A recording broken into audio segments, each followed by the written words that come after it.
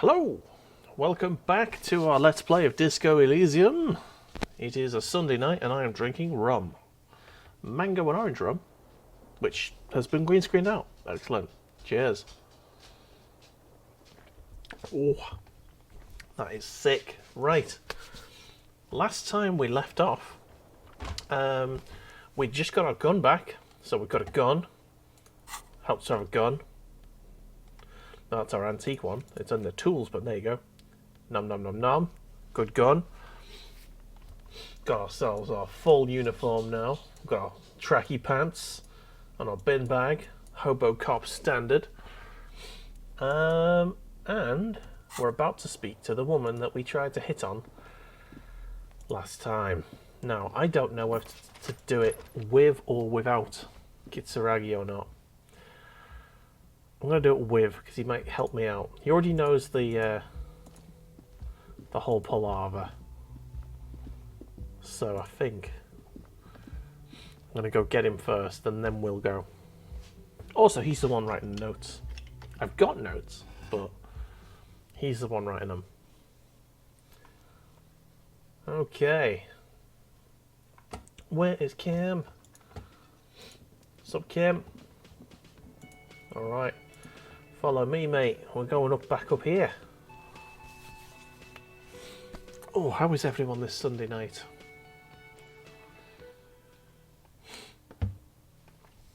Let's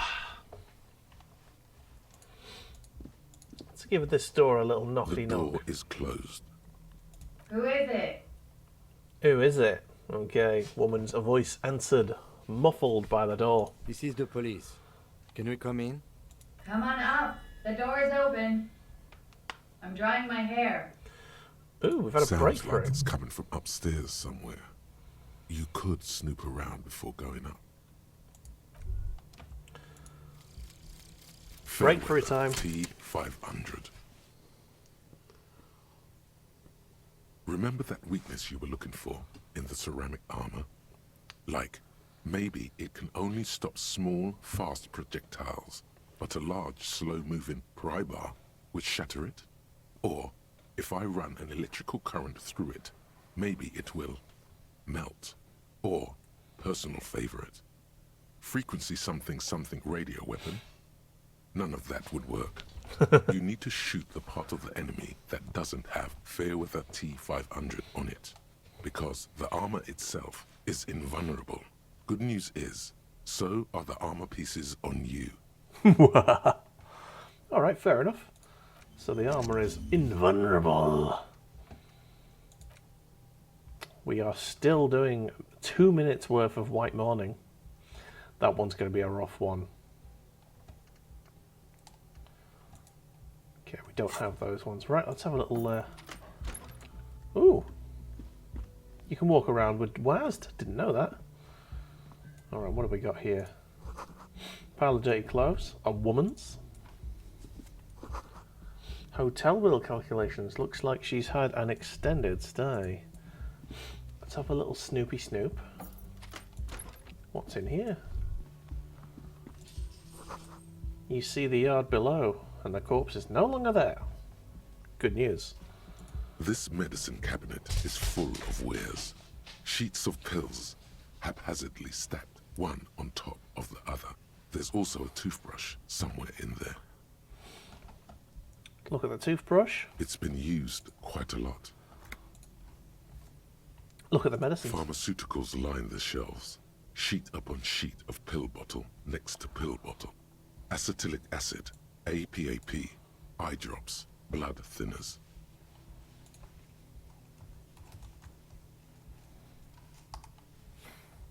Okay.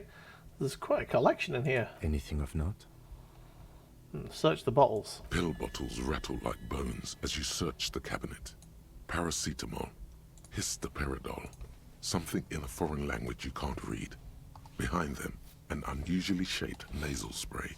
Its label reads, Nacra. Nacra. What's Nacra? An opioid receptor antagonist. It's used for diamorphine overdoses. Hey, okay. So she's had a morphine overdose recently, has she? You could say he's on the lookout. Search the pill sheets.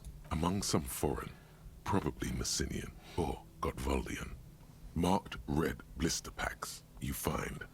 What do you find? This is going to take a little know-how. Alright, well, electrochemistry is quite high for us, so we're going to have a little go and see if we can think this through. Is there something more interesting in here? A bright orange bottle with Preptide stamped on it, in sunny, happy letters. Jackpot, baby. That's the stuff you're looking for. Your palms begin to sweat just holding that little plastic container. Take it in secret. You dropped it, smack dab in the middle of the floor. There it is, orange as the midsummer evening sun, or the lieutenant's bomber jacket. Wow, that's unbelievably orange. Anyone can see that. It's practically effervescent. Well, get the jigs up, let's just pick it up. The lieutenant tries to keep his eyes on the door, but the Preptide bottle sounds like a rattlesnake. It's basically a percussion instrument that you're stuffing into your pocket. Who cares, man? Who cares what the stiff thinks? You've got it. Here comes the afterburner. Just put it in your sweaty little hand now. Close the cabinet. Oh, here we go. White morning. This one's going to hurt.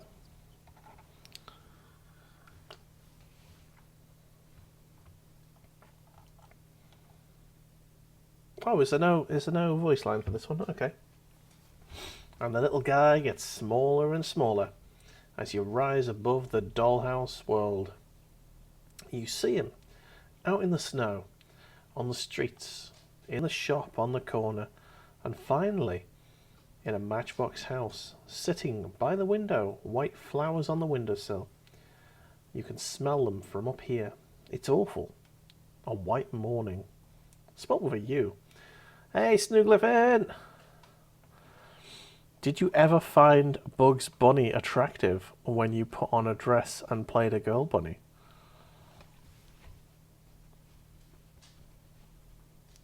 I don't know what you mean, which probably means I've missed something somewhere. Either that or you actually mean the actual Bugs Bunny, and no, I don't think so. I never found Bugs Bunny to be attractive in any clothing. He's usually nude, so that'd be the most attractive way.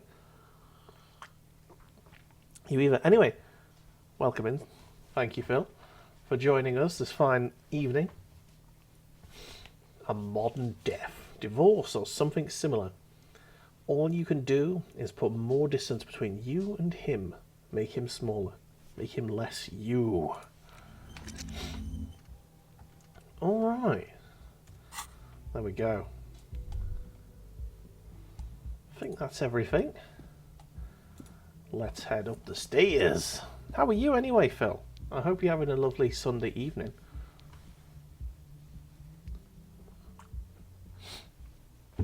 I was out celebrating the fiance's birthday. We had some cocktails. It was good. Ooh. Hello. The bed has been hastily made. This window is pristine on the inside, unlike the one next to it.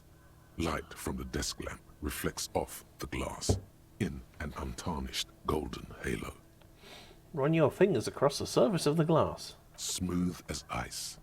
There are spots of mud and rain on the outside, even smudges. But the surface of the window is clear from the inside. No chips, no hairline fractures. So this has been recently cleaned very well. Favourite cocktail? Right. Ooh, off the three that I had free today, I had. I think my favourite one is the Cherry Bakewell. Very nice cocktail. Lots of nuts in that, so if you've got a nut allergy, that's a bad time. I had a Bloody Mary, which is basically like just spicy tomato soup.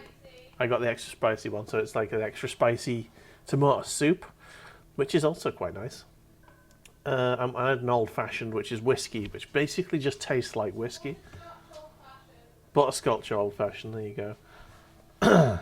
So yeah, we those are the three I had. But I'd say cherry bakewell's probably the first one I go for. I love the taste of almond. I fucking love it. It's so good.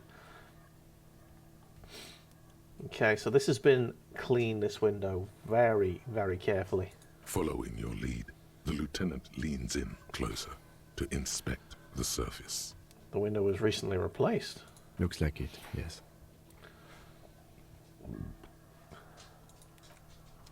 Oh. Let's have a look outside. Which is my favourite? I think Cherry Bakewell probably is. Either that or a Long Island iced tea. You get the most amount of alcohol for your buck. Oh, then hang on, The Godfather. Yeah, that's amaretto and bourbon and goodness. I think The Godfather's probably my favourite.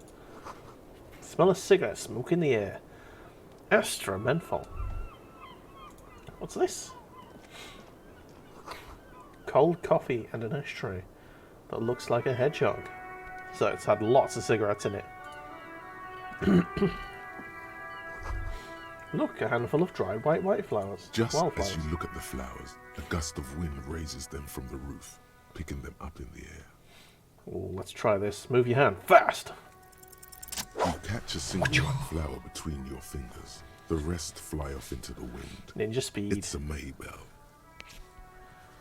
Yeah, you did. I do remember the Christmas in Weatherspoons in 2014, where you bought that picture of Godfather for someone who's horribly allergic to amaretto. Oh, it was so funny. I think I drank most of that. The young woman looks at the Maybell in your hand. Just a glance, then takes a drag of her cigarette. The lieutenant gives you an acknowledging little nod. Oh, the lieutenant enjoyed that. Hello. Hello, female. Welcome to the roof. A young woman has a cigarette in one hand and a cup of coffee in the other. Her hair is still slick from the shower.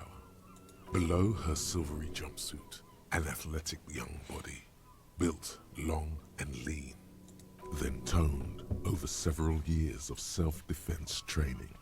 You can sense it in the sharp pointing of her elbows. Oh, physical instrument. Those details, yo. I'm sorry for the mess down there. The cleaning lady hasn't come by in days. Nice. I'm beginning to wonder if she ever will.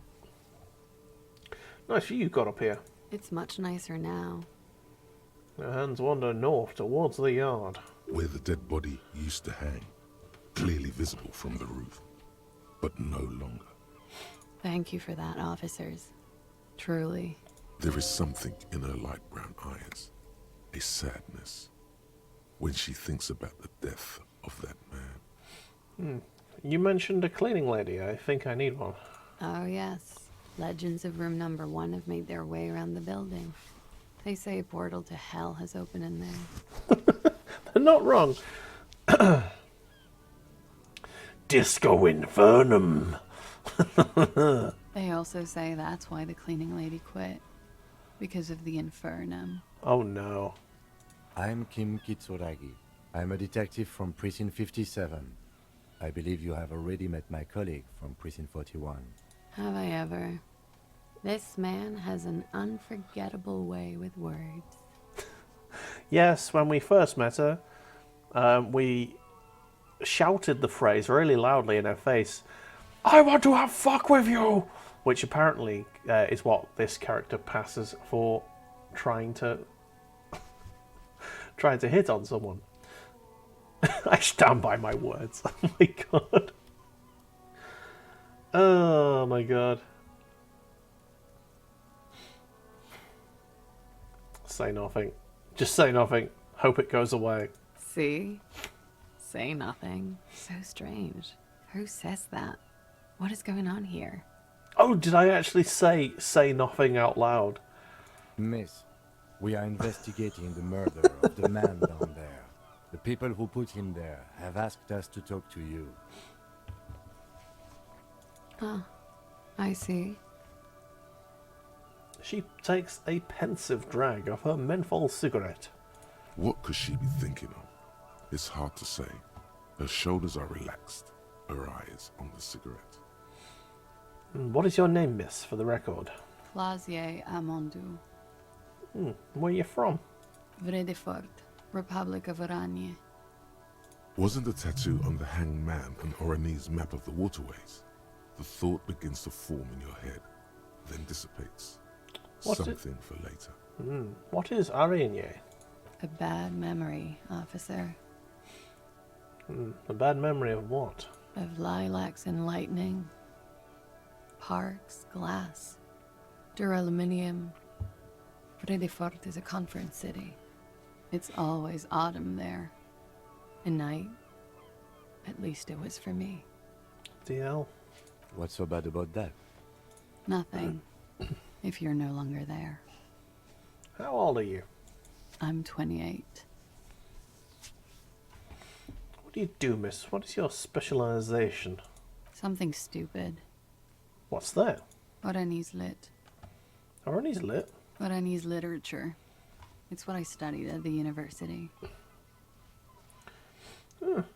What is Oranese literature about? Fear of failure, fear of death, how it sucks to be Oranese.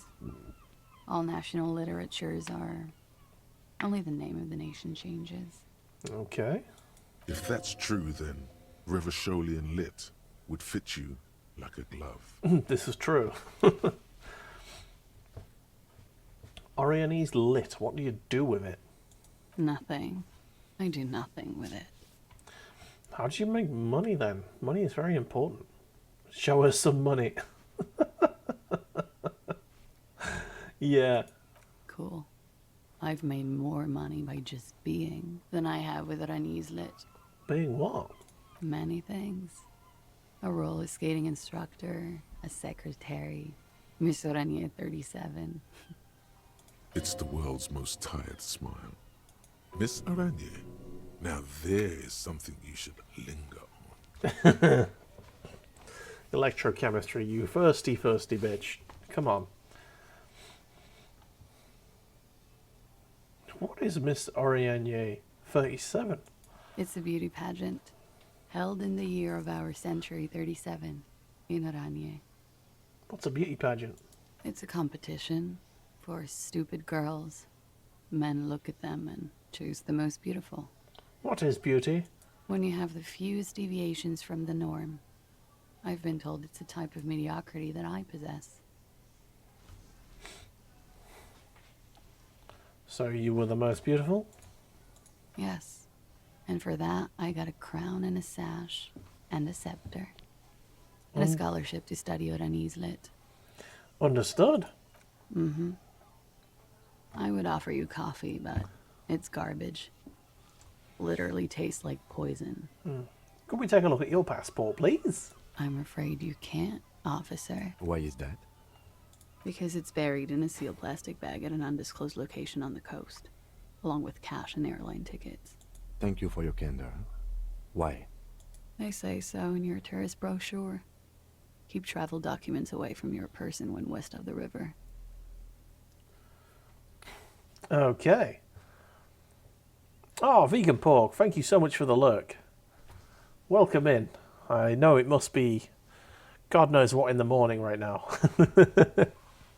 Gotta head to class. Hope you have a great stream. Oh, thank you so much, vegan. Have a lovely time. Have a lovely day, mate. Oh, I'm pretty sure I have the legal right to demand your passport, miss. How do I know you've told us your real name? If I were to lie to you, I would come up with a more mainstream name than Clausier Mondou. It's a weird name. Okay, then. Okie dokie. If any of this made her nervous, it certainly doesn't show in her expression or her movements. Thank you, that's it. For the record. The record. So official. You know that's how we roll. Why not? Oops. I'll be here until 11 p.m. Fuck. Come on. Hello, officer? I didn't mean to say let's What return brings you to up later. here again? I accidentally clicked that one. Nice room you got here. Yeah, it's pretty deluxe. What are you doing here in the whirling rags? I'm wintering. Wintering? How long have you been staying here? About 4 months. I came in November. Why here? Here in the Whirling, here in Martinez, or here in Revachol. Here are Martinez. I heard this is where the washed-up disco has-beens go. You're too young to call yourself a disco has-been. I'm really not. You've quite the collection of prescription drugs down there. Thank you. I've put a lot of time and effort into it. Technically, possession of narcotics is legal in Revachol, but you should still reprimand her. Let's have a look. Narcomania is nothing to be proud of, miss. What did you say? You heard what I said. Narcomania is a serious issue and nothing to scoff at, miss. Oh my god. Now it's turning into narcomania. Square! To be serious if it's 2 words. There it is again. Man of words. I can appreciate that. Having half a bachelor's degree in words and all. Okay. The collection includes Nacra, an opioid antagonist. Comes in handy when you've done too many opioids. Is that something that happens to you often, miss? His tone is quite aggressive. Oh, his tone isn't aggressive, sorry, just inquisitive. Better safe than sorry. You have, among other things, Preptide. Oh, yes. One of my favorites. It cures many ailments. Like what? Like not being able to stay up for 36 hours. Not being happy. It cures those ailments. It's just a merit speed molecule, basically. That's an ailment, alright, not being happy. Fair enough. That's all as far as that goes then. Very funky. That window is new. It is. She moves slightly to your left to check her reflection in it. The lieutenant makes a note in his notebook. He finds the answer unsatisfying. I have other questions for you. Okay. Watching herself reflected in the bedroom window, tall and sparkling and draped in smoke. They tell us you were raped. It's a bit early in the morning for raped, isn't it? She sounds positively buoyant, vivacious, totally unbothered. What does that mean? Were you? Yeah. I'm gonna go with not raped. I can't say that stuff about him. Tell them it's not my style. They'll have to, you know, if they want to jazz up the charges, they'll have to get someone more, rapeable. Fair enough. Are you saying that you were asked to tell us you were assaulted? Not explicitly, but I understood what they meant. It wouldn't hurt to spice things up a bit. Some assault and battery. Sexual assault, maybe. It was clear the latter would be spicier. Titus asked you to spice things up for us. Pretty much. She cradles her coffee cup in both hands. Warming them. She must be very cold and exhausted of this life. Are you sure you weren't raped? I'm 89% sure. Okay. So you're not entirely sure? You know how it is. You may know. I may. Sure you do, detective. She cuts you down to size with her light brown eyes. In conclusion, officer, I'm gonna go with a mild to medium not raped here.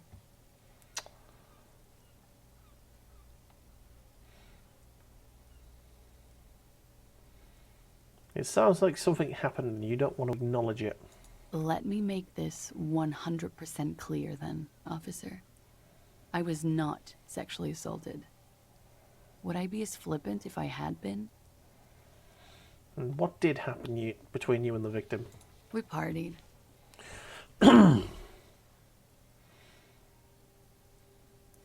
mean Like a birthday party? Yes. We made balloon animals, drank lemonade, inflated a bouncy castle. You're being sarcastic. That's not actually how you partied. It's not, sir. We drank alcohol, a lot of it. We had that effect on each other. Made each other drink harder. What else? Stimulants. Speed also has that effect, making you drink harder. And then drinking harder makes you do more speed. It's quite the combination. Indeed. We also had sex. Okay. Whoa. After so much drinking and drugs, how did they manage it? All right, Endurance, calm down.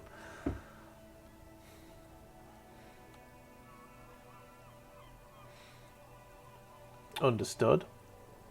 Mm-hmm. It must have been hard for you, point to the yard, seeing him there. Oh, yes. I've had a great view. From the roof, out of the bathroom window, in my dreams. A bitter cringe.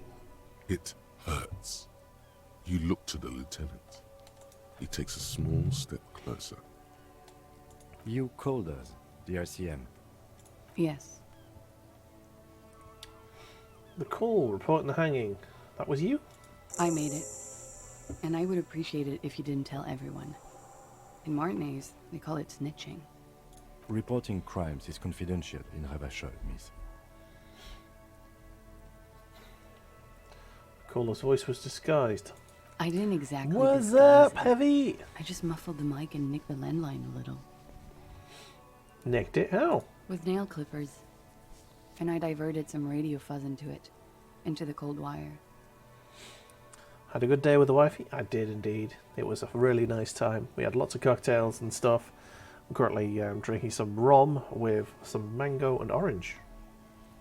It's nearly a cocktail. So, she's Garp's mystery foam cutter. And in the process, you broke the landline downstairs. Did I? Fuck. I didn't mean to. I had no idea what I was doing. Still, that's pretty clever tampering. Simple and clever. Crossing the lines like that. Yeah. How are you, Heavy? I hope you're having a good time. Welcome in. We're having a nice late Sunday evening stream. Seems like you had some idea. That was nifty. Thanks. She manages a smile. Why did you go for all the trouble? I don't know, sir. It was stupid. I was drunk, too. I was probably afraid the Union was listening in. Locals say they have ears in the wires.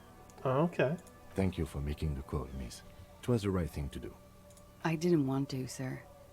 But if I hadn't, you'd still be hanging there. Deal. Oh, Heavy, you're sick? Oh, dude, sorry, man. You'll survive. Good to hear. Hope you haven't got the cove. But yeah, I wish you a quick recovery, mate. What can you do? What can you tell me about him? Name, age, eyes? I'm sorry, I can't do it. Not right now. Later, maybe. Okay. I keep seeing him. Like he is now. I can't talk about his... I don't know. Hair. Another puff. More nervous. I know it's difficult, miss. We can return to it later. Okay. What did they hang him for, if not rape? He had something to do with the strike. One has been roiling since I got here. Rotten timing. But you probably know all about it. Yeah. And his role in this strike was what? He was trying to break it up, wasn't he? Oh, it's just a flu, at least that. And well, if you die, just put me inside a dreadnought and you'll be fine. Hey, that's a good way to be. They need to invent dreadnoughts, man. I think he was in a security detail. He was ex-military, worked for Wild Pines, and against the Union. We didn't discuss work much, if you know what I mean. But I understood it was dangerous. I have seen one of the two new models of dreadnoughts, like the heavily armored one and There's a runic one as well. I really like the look of the heavily armoured one, and it's payday tomorrow, and I'm going over to Liverpool, and I'm really tempted to get one. I probably should. And they lynched him for it?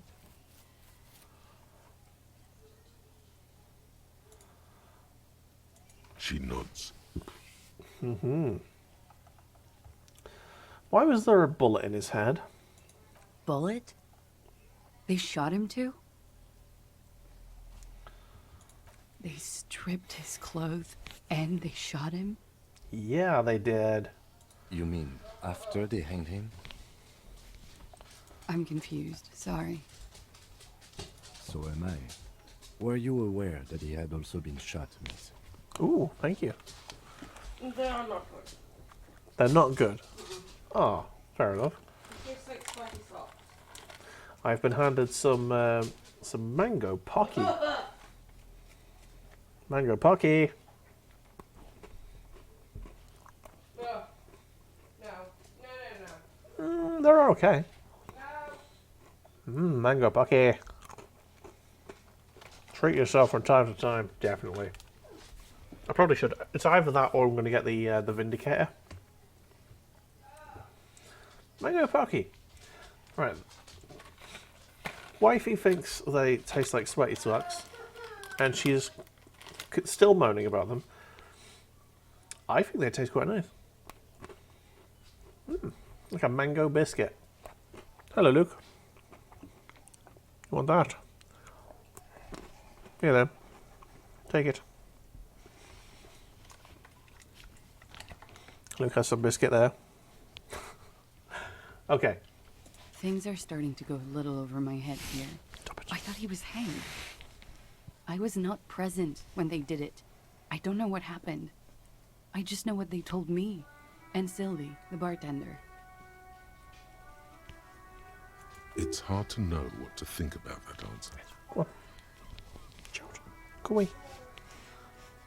She's just tired. Don't push her too much. Okay. How do the Hardy Boys know you? They're frequent guests downstairs. They have a booth for union members. They're probably down there now. How did you meet? Over drinks. It's been a long, boring winter. Did you, party? A little, yeah. Oh, aye. Like you partied with the deceased? No, not as hard. Nowhere near as hard, mate. I'm sorry to have to ask this, but have you had a physical relationship with any of the Hardy Boys? I have. Which one? Which ones, sir? Oh, no. I don't remember precisely. Titus, obviously. But as I said, it's been a long winter. Well, shit. That's very forthcoming. Thank you for telling us all of this, miss. She breathes a silvery sigh of relief and weariness. The air on the roof feels humid. Yeah, do. Should we head by downstairs, officer? We may have things to discuss there. I had something else before we go, a little thing. She nods. Silvery cigarette fumes disappear into her mouth. What is this wildflower? She looks at the dried petals in your palm, then lightly touches one with her fingernail. Chipped white polish covers the nail. It's long and sharp, like a mini dagger. The petal crumbles on contact. A mini dagger. Pretty. Looks like a dried maybell. Is that the one you caught? Sambo style? Sambo! Why was it here? Why was there a flower on the roof? I don't know, officer. Because of the wind? I noticed your room is close to mine. I have a personal question. Yes. You're just one room away. Very personal. Were you in Sunday night? I need to know what I did before I lost my memory. You do not need to know that. What you need is to ask normal police questions, like... Get a grip, he thinks. At least do your personal stuff when I'm not here. True that. Quick, say something professional. Okay, let's look her in the eye. She looks back. Ass. Time moves slowly. The triangles of her face rearranging into a weary smile. Don't worry. We will protect you from her beauty. We will consult you through the reefs and sounds of her persona. You are advised. There are muscles on long white bones that line her limbs, just below the silver jumpsuit. Thanks, electrochemistry. That was real useful. Real useful. Miss Aranye Disco Dancer, you want to put your hand on her back and feel it arch. Feel like I probably want to do more than that with my hand, but okay. What is happening? Nothing, just time passing. Don't worry. Anything out of the ordinary and you would be notified. Air moves in your windpipe. Your heart beats. You're a detective. Get back to detecting. The dog is really annoyed that I have biscuit things and he does not. What?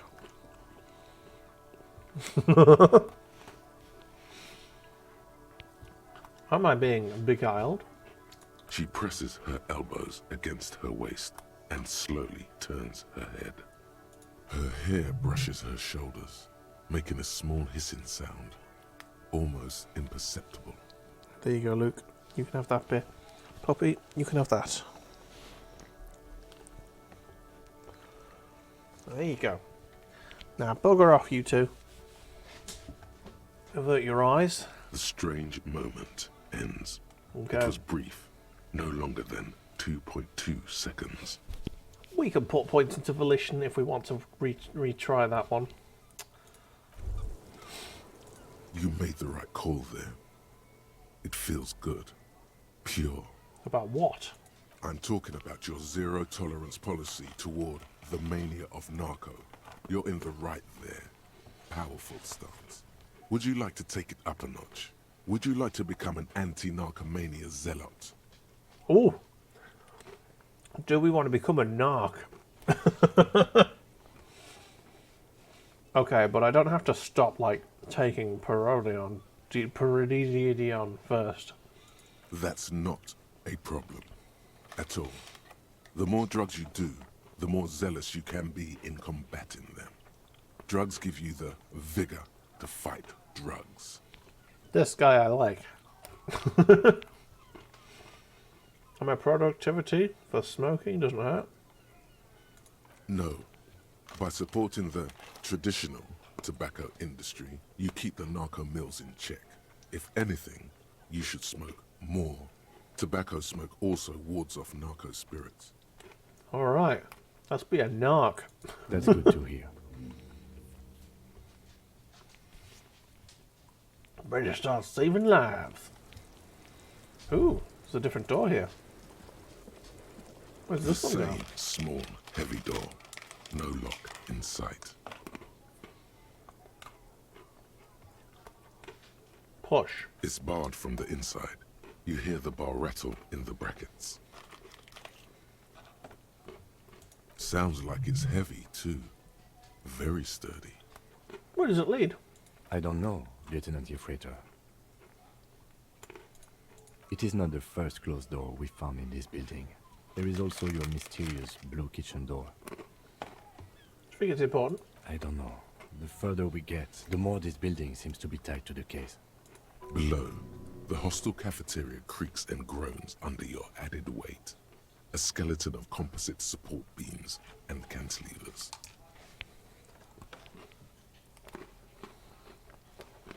Tap on the roof with your foot. A dull thump. Somewhere inside, a wind brace rattles from the imperceptible motion of the building. Hold on. The vigilantes, the cadaver, and a number of people connected to the case are in or around this building. This door is part of it. This It's not game is so unimportant. deep. Yeah, if you have any trouble keeping track of anything, do just let me know, and I will. I'll try and keep you, get you up to speed. All right, I'm going to try kicking the door in. Let's do it. Le kick. Police. Something cracks inside. It is an unbelievably satisfying sound. Boots! Nice. The young woman nods. Filling you with a belief in your own body. Sounds like the property damage wasn't in vain, at least. Might hurt to look in. I thought it was an ace of side moment, Kim. I don't know about that. Oh, Kim, you wound me, sir. It totally was. It totally was. Come on, man. Bent metal, broken glass. Your path lies strewn with the broken forms of everyday objects. Yeah, do. Let's pour a new drink, I think. New drink time. Luke, bugger off, go on. You're taking up dog can with your belly. No one wants to see your belly. They want to see your little face.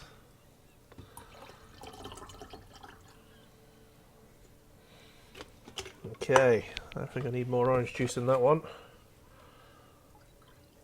There we go. It's more like it. Cheers. You are the destroyer, the bane of inanimate matter.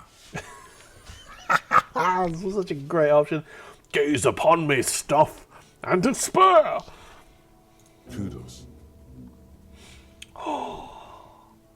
And you fought anti-object boy, anti-object task force. Take a look at your hands. See how bruised they are. See those little scars. This is Exhibit A. The material world is holding you back. Containers, mailboxes, doors, chairs. They are all your enemies. Always have been. Atoms themselves are in on the conspiracy, forming shapes and structures that you hate. They are energy stuck in a body. You are spirit trapped in matter. Break free. Beat up the lamppost. Let it know just how much objects suck. I am 100% unlocking that shit. Anti-object task force, internalize. Yes. I am happy with that. Let's open up. Let's go in. What have we got here?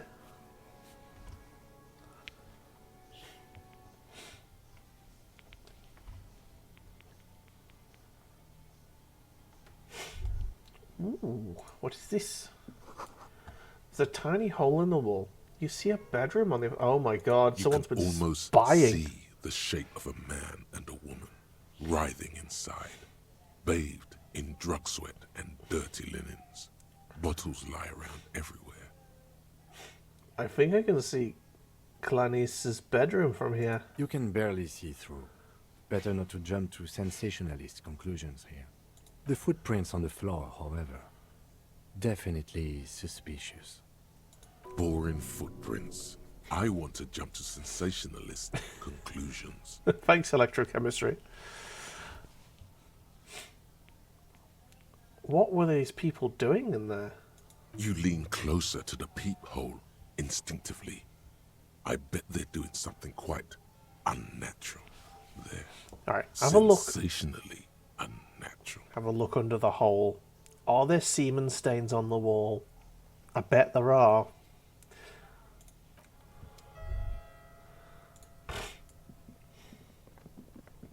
You clearly see footprints in the downy carpet of dust covering the workshop floor. Jackpot. These, unlike everything else here, are new. Someone's been here within the last week or two. 3 weeks maximum, from the dust coverage. It could easily have been 1 week too. You know, officer. This is good. He likes it. There's a little smile there, in the dark of the workshop. This isn't bad at all. It was a good idea to see where that door leads. Commendable work bringing us to this place. Hey, Ace's eye moment. There we go. Okay, what does this mean? It means someone snuck through what seems like a secret route. behind our rape victim's room in the recent weeks. This may prove to be significant. Let's have a closer look then. Crouch to study the footprints. Large prints, most likely made by boots. The size is hard to determine. Sole could be bigger than vamp. The soles have left a pattern, uniform, horizontal lines. Everything around you is quiet. The prints crisscross the workshop floor. Let's move on. Okay, what's in the crib? Oh, the pinball machine. It's a pinball machine. It's been taken apart and gutted. Oh, Kim wants to talk to us. What's going on, Kim? Looks like we have more to discuss with those so-called Hardy boys. Half their reasoning just went out the window. You think this will make them cooperate? Nothing will make them respect the RCM, but it will disrupt the game they prepared for us. We just stripped off one layer of whatever it is. Her decision to not corroborate their story was definitely not part of the plan. Why did she tell us all of that? What else could she have done? Lie? She saw there was no way to lie and get away with it. I'm not sure she had to lie. I wouldn't have known. If not you, then me. It was a smart move from her. She seems candid. You think so? Being candid is the best way to lie. The appearance of candor with some facts thrown in draws attention away from whatever one chooses to omit. She may be trying to control the pace of the investigation. Anyway, we should move. I suspect our inquiries will bring us back here soon enough. Fair enough. Right, let's have a look in this cupboard. These drawers. Ooh, pinball maker's coat. Let's take that shit. Let's have a look at this. So our current jacket gives us esprit de corps and visual calculation. It gives empathy and hand-eye coordination. I think at this point, see it. Expect a gadget coat. I'm going to stick with the one I've got. It fits my outfit better.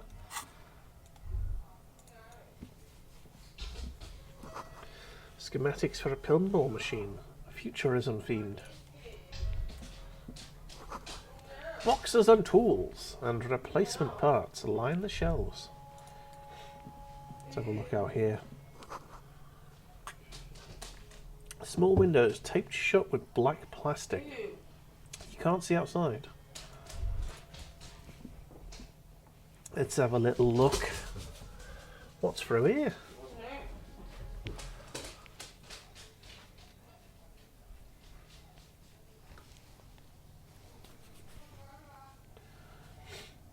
Ooh, this is what's on the other side of the blue door. Hey, yo, ravers in the Portugal, welcome in. How is your Sunday going, sir? Pinball is white Diora. The backgrounds show a female figure in mourning. Oh no, note, the spare key is tied to the bush outside the corner room window. Ooh, money. Yes, yes, yes. You see a heavy steel door with a prominent dimple lock. It's painted blue. You immediately feel drawn to the color. Blue is for mystery. There must be a key somewhere. Yeah, so it's tied to the bush outside.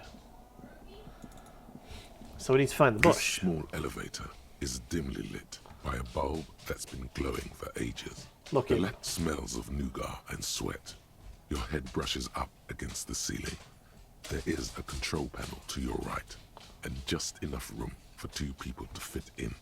The maintenance card under the control panel reads, Last maintenance, 10th July, 88.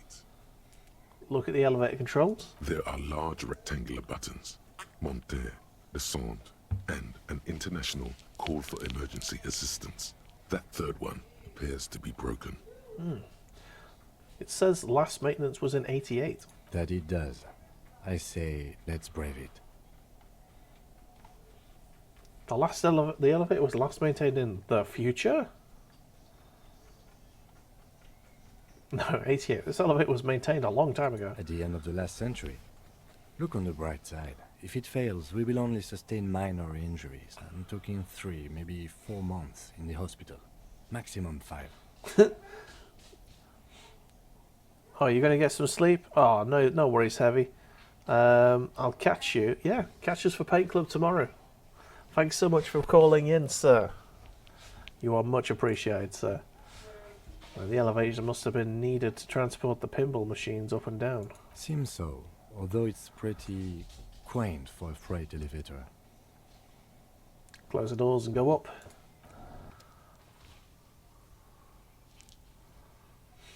Alright, so there's a bush somewhere.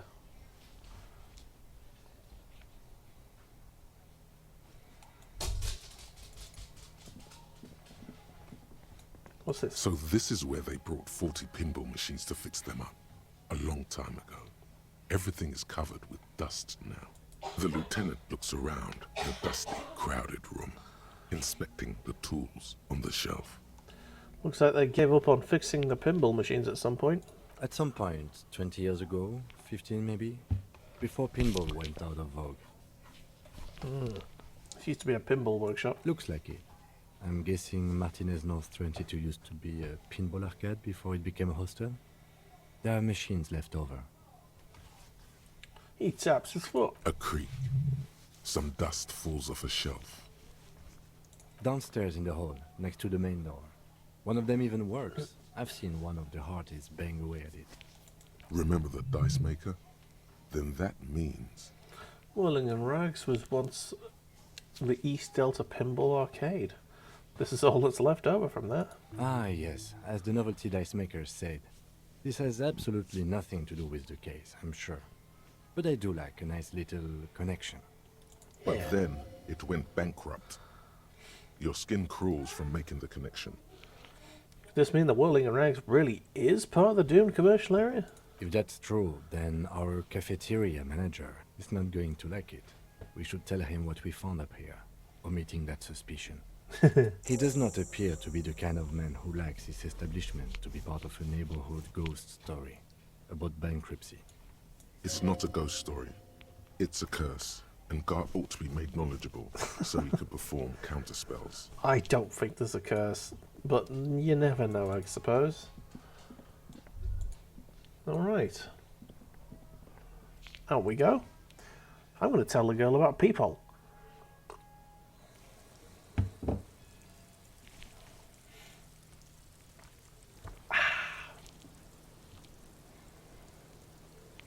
I feel like that's information she should probably know. Hello, officer. What brings you up here again? You talk about your room again. Yeah? That door there. You know it leads to a downstairs elevator. I did not. Mystery solved then.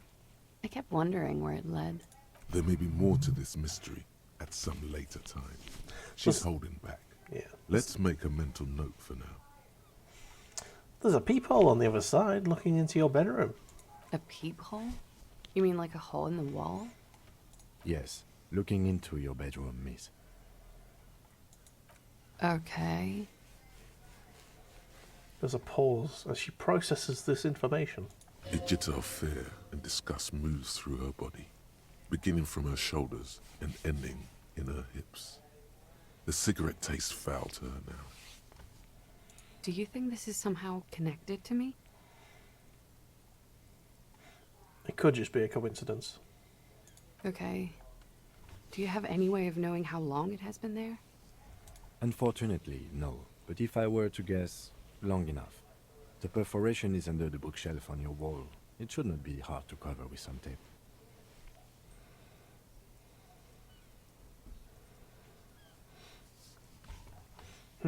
If it is recent, who do you think made it? Shit. I don't know. Maybe it's been there for a long time. Maybe the local kids use it or something. I don't know.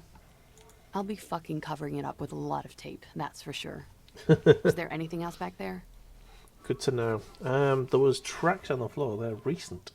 Huh. This isn't good. She's straight as a stick, suddenly. She feels like quarry, encircled. Her eyes dart to the door. It's an old pinball workshop, the room back there. This place used to be a pinball arcade. Okay. I'm glad someone's had fun. That's all for now. Mm-hmm.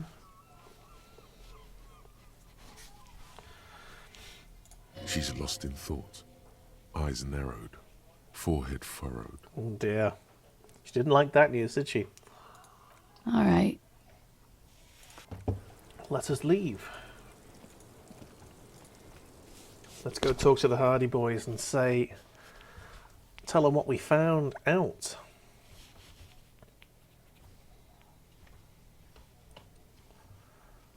They're not going to be happy with that.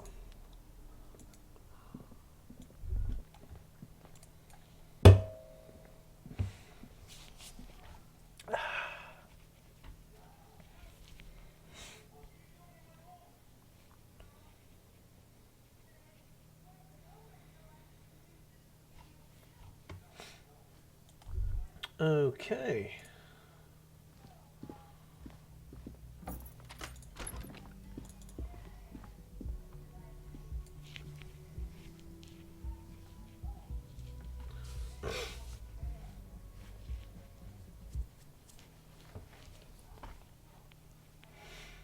Come on.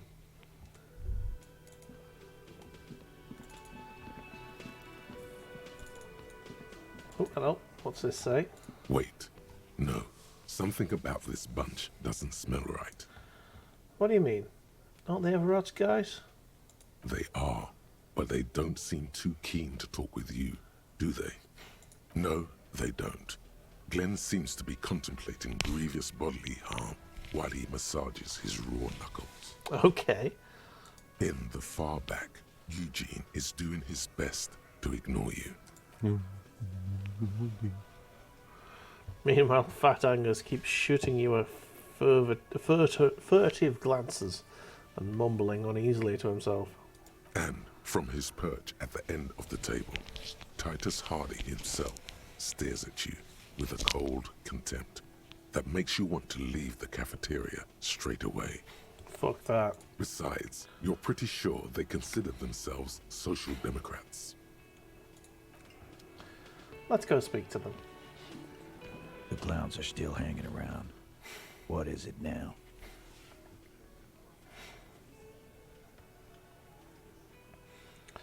Let's go. Classy, whatever that, how you spell that, classy, I'm gonna say, says she wasn't raped. Fuck! I knew that fucking whore couldn't be trusted. Huh. It's an interesting way to speak about someone you were protecting.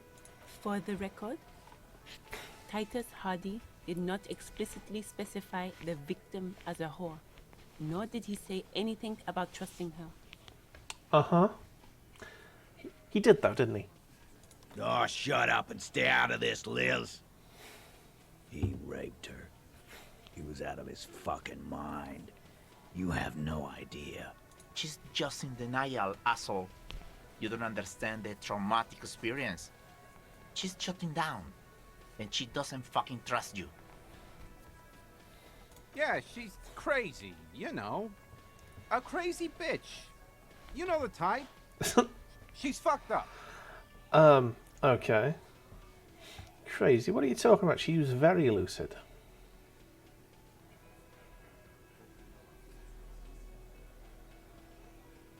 She wasn't raped. The witnesses' statements were very clear. Lawman, I'm at the end of my goddamn rope with you. I fucking told you not to push her. His hands become fists. And you went and pushed her. I am gonna fucking... Hit you. Duck. Titus Hardy!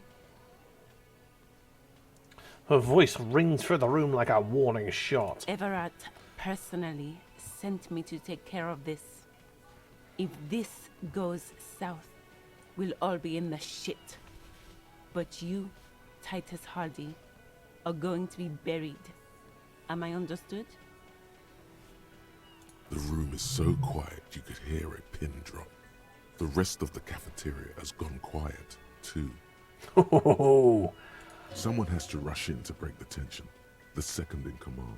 Look, Copper. We know that that fuck was a rapist and a killer.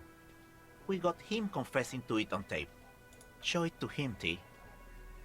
What's the harm, right? Here, jerkwad, listen to this shit. And then come back and tell me the soldier of the apocalypse was an innocent man. Why should I care about the tape? You lied to me. You don't care about evidence. The fuck are you a cop for, then? Pigs, T. They don't care about getting the truth. They care about getting convictions. They are fucking keeping a score on their bulletin boards. I won't be on your bulletin board. If you don't listen to the tape, we got nothing to talk about. So what's on this tape? What's on it? We call it the door gun a mega mix. You'll know why. Won't you listen to it? Where'd you get the tape? You think we go into this shit deaf and dumb? You RCM aren't the only ones who know how to bug people. There's no university degree for that. So you bug them how? We have machines. We're in logistics. How do you think a harbor works? It's advanced stuff. Uh-huh. Understood? You've listened in on their communications. How long? Since way before their chief started taking swing lessons. Things got nice and quiet after that. Which of you is doing the advanced radio work then? It's not advanced. You just hold up in a coop all day, writing down what they say. It gets hot as hell in there. So it's you, Fat Angus, is it? Yeah? Don't put yourself down, Angus. It's important work. The chief picks his beer back up to offer a silent toast. Yeah, man. You're like a radio genius or something. Those notes are some in-depth stuff. Indexes and shit. Where can I listen to this? I'm sure we can find a tape player. The lieutenant whispers. Where can I listen to this? Why don't you try shoving it up your ass, genius? Pretty sure that wouldn't work, mate. Yeah, play it with your ass, cocksucker. Play it with your ass. I'm sure we can find a tape player. It's not a problem. Your room had one. Or maybe it's too broken. That's enough for now. I'll get back to my investigation. Don't forget your tape, lawman. Take the tape. Compliments of Titus Hardy. You do that. Oh, and keep it. Maybe you'll need a reminder of human ugliness someday. Uh-huh. Let's go listen to this tape then, shall we?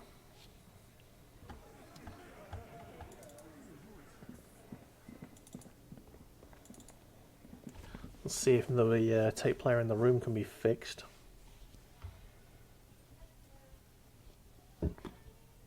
Might need to put my interfacing gloves on.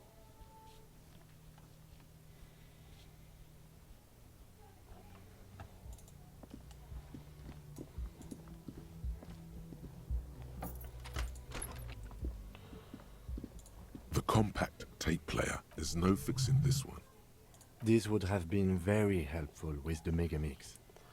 But it isn't anymore. Fuck is that going to achieve? Being a smart ass. Yeah, any ideas? Machinima only comes with radio.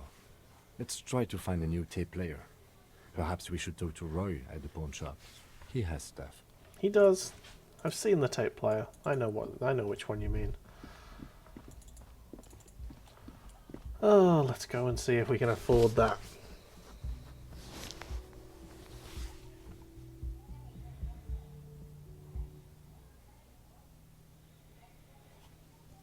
Maybe we could.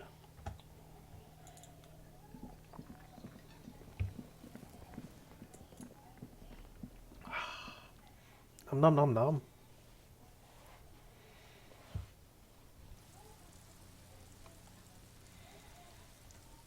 Come on.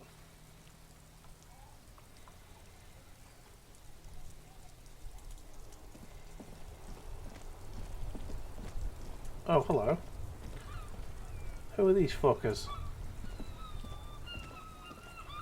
That's one brutal motor carriage. Says the man with the the piss. I'm assuming that's the F. Yes. Written on his back. If I were a real skull now, I'd jack it, paint it in palm tree livery, then bottom light it, neon style.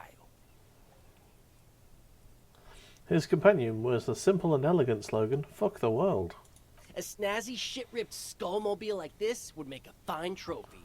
We could, like, hang fucking shrunken heads from the side mirrors. Cops' heads. Scary tribal shit. Yeah, tribal shit. A cop carriage like this would have proper skull value. Proper skull value. Okay. Okay. While I appreciate the interest you take in my brutal motor carriage, I have to stop you right there. The RCM takes threats directed at its property seriously. It's just theoretical work, Copper. No basis in reality. Man, if we were certified skulls right now... Who are you? I can tell you who we're not, cop. We're not snitches or skulls. Which is not to say that the skulls are bitches and... On the contrary. The part of this presentation you want to take home with you, cop man, is we're not part of the skulls yet. Who are the skulls? You don't know? What kind of cop are you? No, I really don't. The skulls are the most vicious gang of the Besmertne. I'm sure they are. Obviously, I've never heard of them. The nastiest bunch of psychos ever. Jacking carriages and getting into high-speed chases. Possessing an infinite amount of fuck-all swagger, infamous for their non-verbal modus operandi. Non-verbal? If a skull spots you, he will pull out his dagger and stab you without saying a word. The lieutenant's voice is as calm as usual, a testament to the violence and death he's witnessed through the sight of his firearm.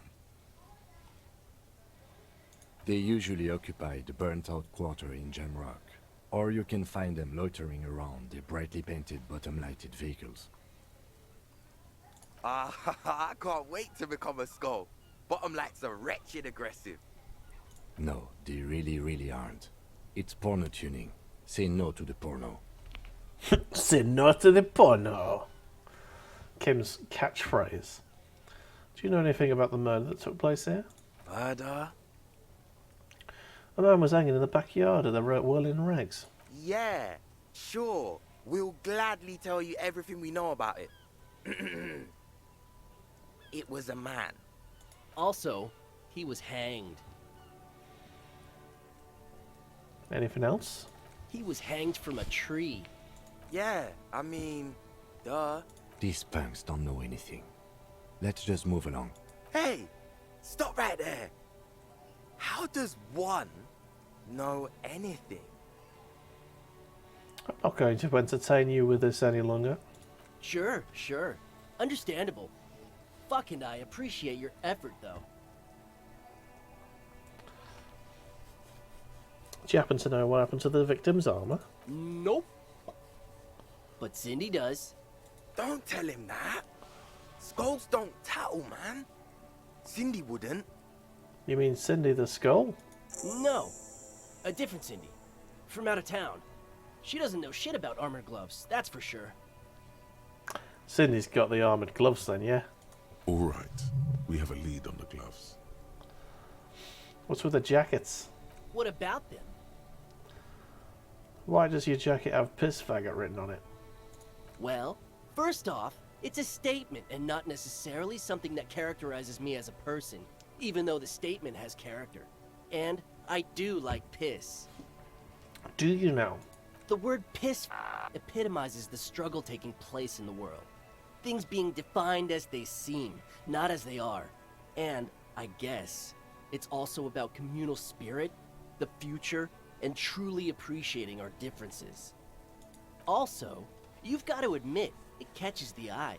And since the Grand Piper is slowly but steadily moving towards basing the economy on it, attention, it is imperative that the medium itself convey the message. What?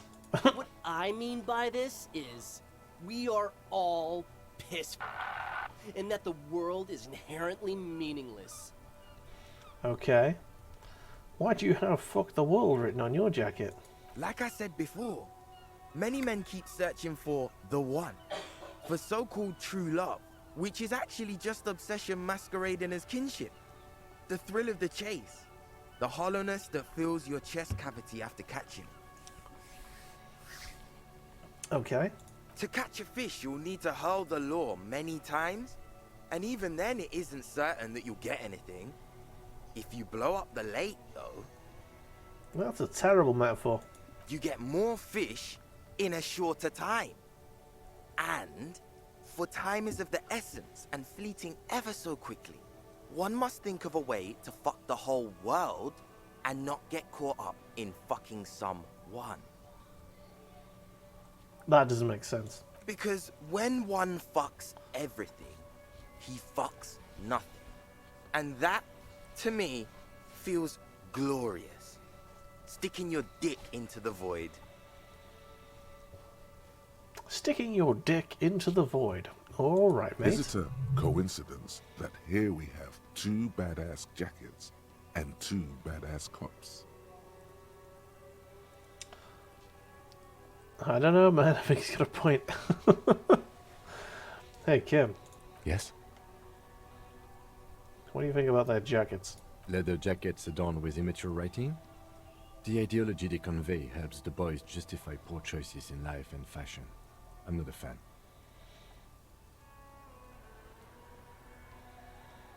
Sure, the jackets are scaring you. That's cool. What are you implying? We should get these jackets. For what? What do people do with jackets? They wear them. The concept of getting dressed is familiar to me, but wearing jackets like these isn't appropriate for an RCM officer. You're right, unless of course. he's deep undercover. Never mind then. The lieutenant sighs.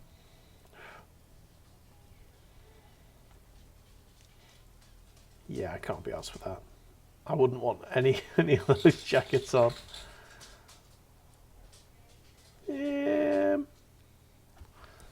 Dude, get the jacket. Oh, fine. I'll try. These guys aren't scary. Why?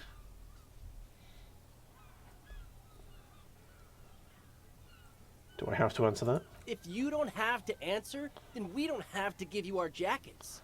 Doesn't sound like you have a reason. I need them for official police business. And what kind of business is that exactly? Police business. The lieutenant notices your agitation and opens his mouth to speak, then decides against it and merely shakes his head. Fair enough. Okay, we get it. You look like total shit. We look flashy as hell. What about it? Leather would be such a cool look on me. The lieutenant looks down at his bomber jacket and shrugs, obviously content with his uniform. Don't be a nerd, please. Fine. Fuck it.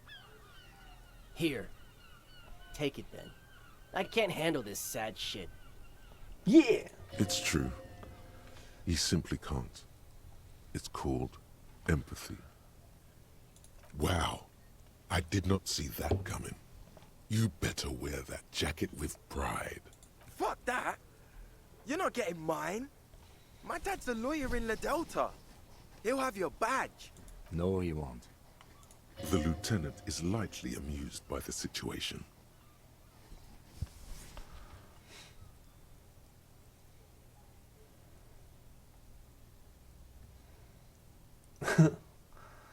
Wait, world fucker, you got a rich dad? No. He's like a volunteer lawyer.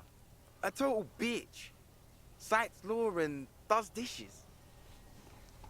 Okay. Cites law and does dishes. You know what, cop? Fuck you.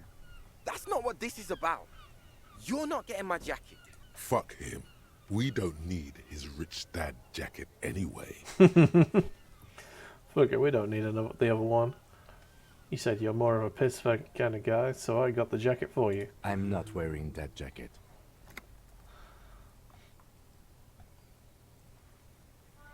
Oh, but you don't want to express your individuality? I already am expressing my individuality.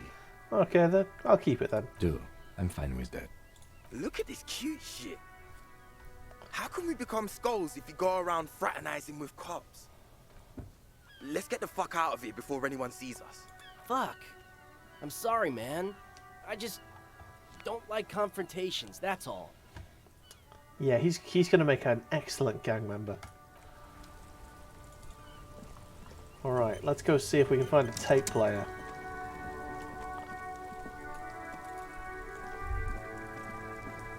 This way then.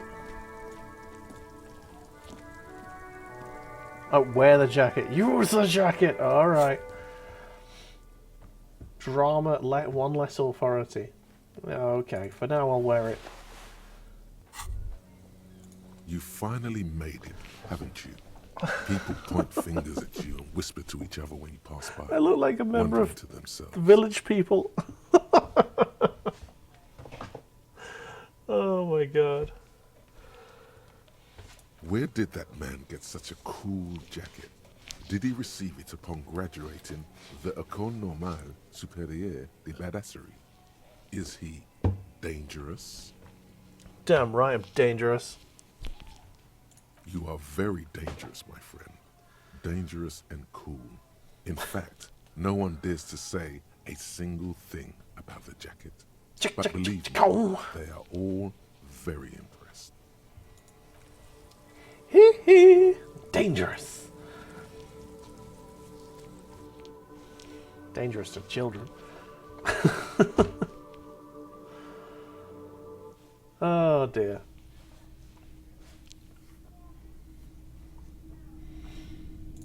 Let's have a chat with this fella. Hello, hello. Let me know if I can help you with anything. I'm looking for something that plays a tape for police business. Yeah, we still have those boom boxes on the shelves. Okay. You might be able to aid in our investigation. I doubt it, but I can try and... The pawnbroker's gaze is already fixed on the dancing colors. Alright, let's have a look. I have something else to sell. No. No. Oh, god damn it. Where's the... Oh, yeah, sorry. You need to actually click on the item, don't you? The boomboxes wait on the shelves. And your boombox, that gold and amber Harmon Waushi, stares at you longingly with its tape reel eyes.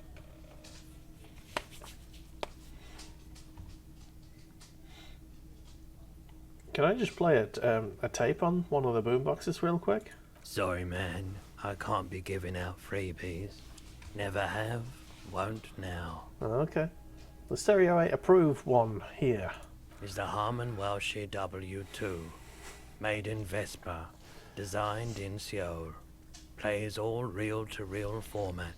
2mm, 8mm, 12mm. It's even got a little radio in there. It'll set you back 12 reals. 12 reals all I've got on me. Oh, I'm going to be such a poor cop. I want to buy that boombox. And here you are. Quality sound reproduction on the go. It'll play anything, wherever. Turn any tape into a conversation of sounds and shapes. Alright then. Let's go outside and then let's have a listen to that tape. I'm sure the Hardy Boys will have something to tell us then. Ooh, I'm gonna might as well say this. I found a random horror game today.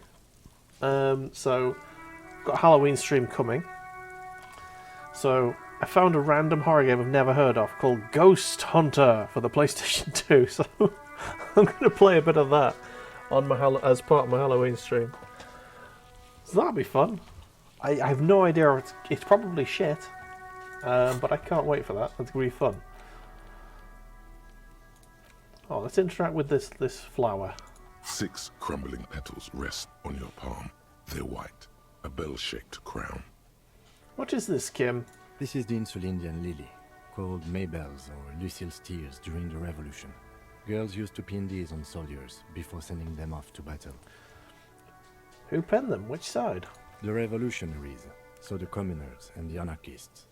White's their color, but the custom started in the suzerain's army, so it held meaning for the kingsmen too. Nice. It's about girls and boys more than sight. Girls sending off boys who are going to their deaths, then also dying themselves in the ruins from dysentery and consumption. It's a symbol of the Civil War. Does this flower blossom in early spring? Yes, but not this early. Not to my knowledge. It looks dried, preserved. Is it a coincidence, it being on the roof? Maybe. Maybe not. We'll see. Very well. Put away the flower. The petals feel dry and fragile in your hand. Water flows under the channel bridge. Dark water. You rub your sides for warmth, but there is none. Blow on your fingers. Inland, above the Martinez distributary, the channel that brought wastewater from the silk mills of Jamrock, and then dead bodies during the war. The wrinkled fingers of an old man crush flower petals, then sprinkle them in the stream like white salt. Wait, have you noticed there's a war veteran playing a ball game on the plaza? You should ask him about the flowers. Maybe I should. Alright, let's have a little listen to this. The porter reel is just what you needed. The reels attach to the apparatus with a satisfying click. The tape is routed behind the magnetic reader. Play the tape. You push command set, and the tape starts spinning. Violent static and machine sounds fill the air. This isn't Revachol. This is a fucking village. I can almost see the elephants. Another loud screech. Some kind of machinery. The harbor. That's the sound of a Valson crane. When this shit is done, I'm gonna tear that place up. Soldier of the Apocalypse style. Kill shit. Dogs and chickens too. Gonna run a room, Cordy. A real nice room. I don't give a shit. I'm fucking done. I'm done mentally. I'll fucking do them all in. Rape that disco cunt on the counter. You know, the dance a whore upstairs. Do it Kohoi style. Uh-huh. Never did get that taste out of my mouth. The rest of the tape is empty. The lieutenant presses the button marked Arrete on your porter reel. The tape stops spinning. What was that at the very end? Silence? End of recording. What do you think? It seemed authentic enough. Probably recorded off the shortwave, then edited to seem more incriminating. He sounded like he was on patrol around the harbor walls.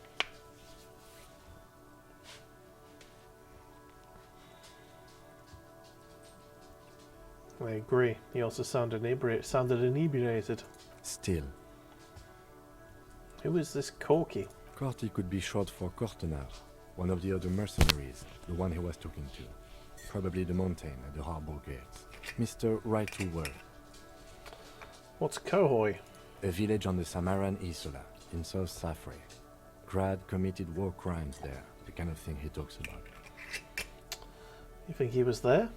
Who knows? Maybe the tattoos would have an answer. We would need to know the story of this man's service. Okay then, what now? I think we've got a few more questions for class here, don't you? This seems to contradict her testimony, at least to some degree.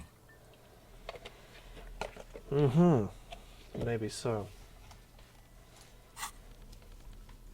Right, first things first, let's go and have a chat with the war vet about a lighter subject. Some flowers.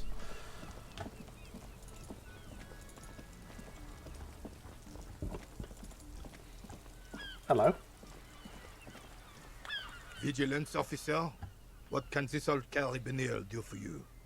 Do Maybells mean anything to you, Renee? I prefer the old name, Insulindian Lily.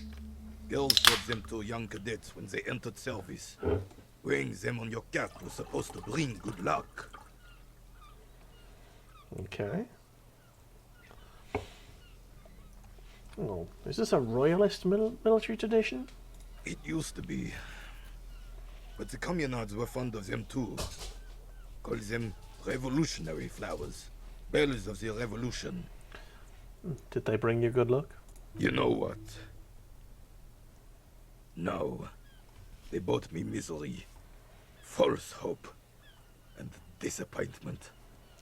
The revolutionaries sullied them. But it wasn't the revolutionaries that sullied the idea for you, was it? She gave them to me too, and your jealous little heart just couldn't accept it. Oh no, there's a rivalry going on between these two. Enough! I can go over these matters in detail with you, Gaston. But not while we have company. So, officers. Maybells don't blossom yet, do they? The lieutenant quickly asks. Maybe on some remote parts of the city they do. But I think you'll have to wait for at least a month. Hmm.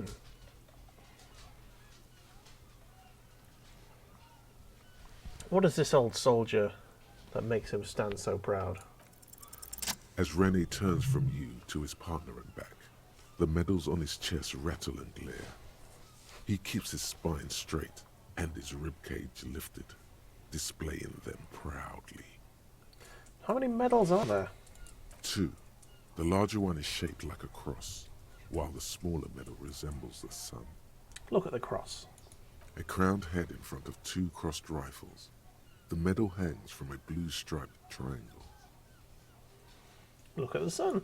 A small blue star inside an orange sun. It has the word Valiance written below. The medals. Did you get them for? For bravery. It's a conflicted topic for the old veteran. There must have been a number of controversial episodes. No. Oops. We were the last ones to keep all the baby killers and rapists in check. And let me tell you, son, if there hadn't been Royal Carabiniers, Revelshul might not be standing at all. Oops. I accidentally called him a baby killer. I didn't mean to click on that. Whoa. Sounds like you're about to open the gates of conversation. This man will literally talk your ear off if you let him wander off to memory lane. So, what did you get the medals for? For doing my duty in the heat of battle.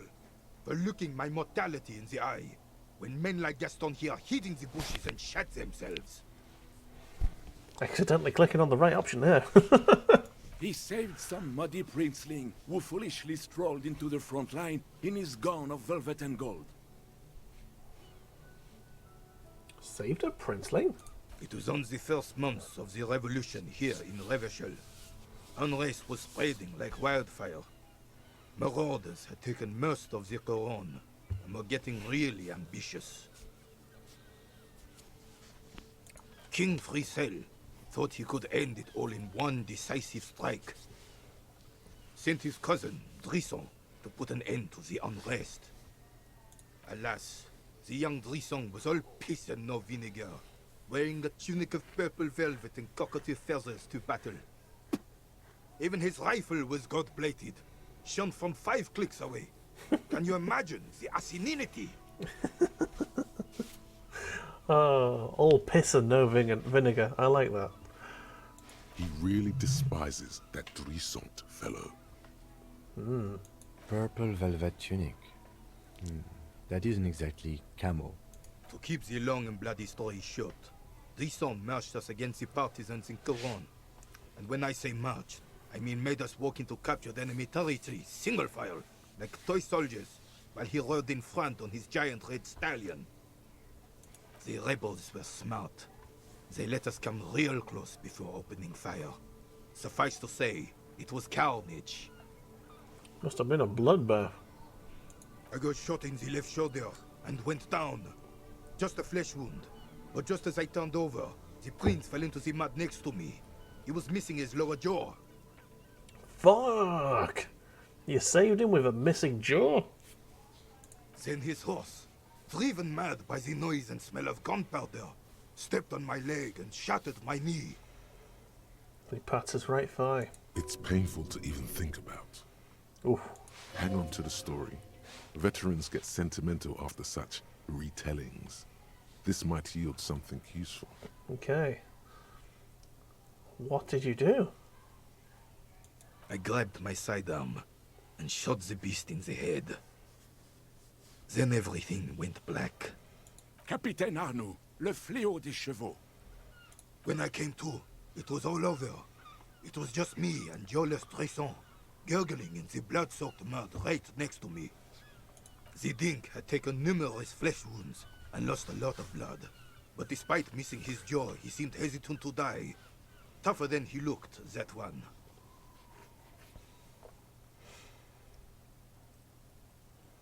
Let's see, what option's best here? This would never happen to Johnny Law. Johnny Law jaw. My jaw is tight. I'd give up. Can't imagine living without my jaw. Now, that's no dink, that's a fire. So I grabbed the dink and started crawling. Kept going until the 59th Cavalry picked us up. Through some miracle, we both survived.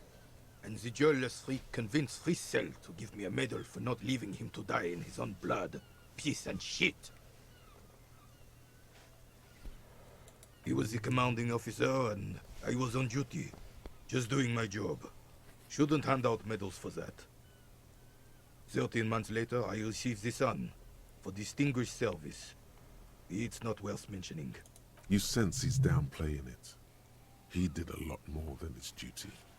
More than anyone's duty. It's in his spine, in his billowing breasts, and untarnished self-worth. Sounds like you're being modest, Rene.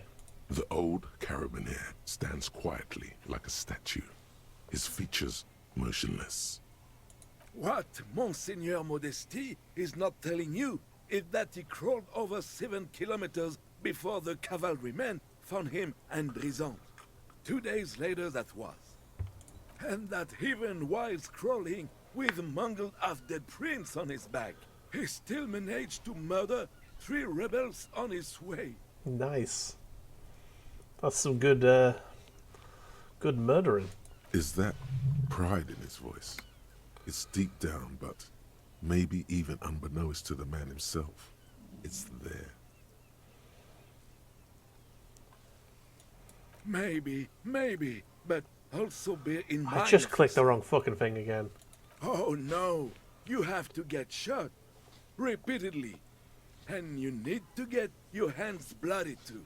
Really, really bloody. Do not speak of what you know nothing about, Poltroon. Duty is something you... The old... What? And Let's try that again, but with... pride in his voice. Yeah, no. It's deep down, but maybe even unbeknownst to the man himself, it's there. Quite impressive. It's men like Rene who made Revachol great once. Maybe, let's but bump him up, you also know. bear in mind, officer.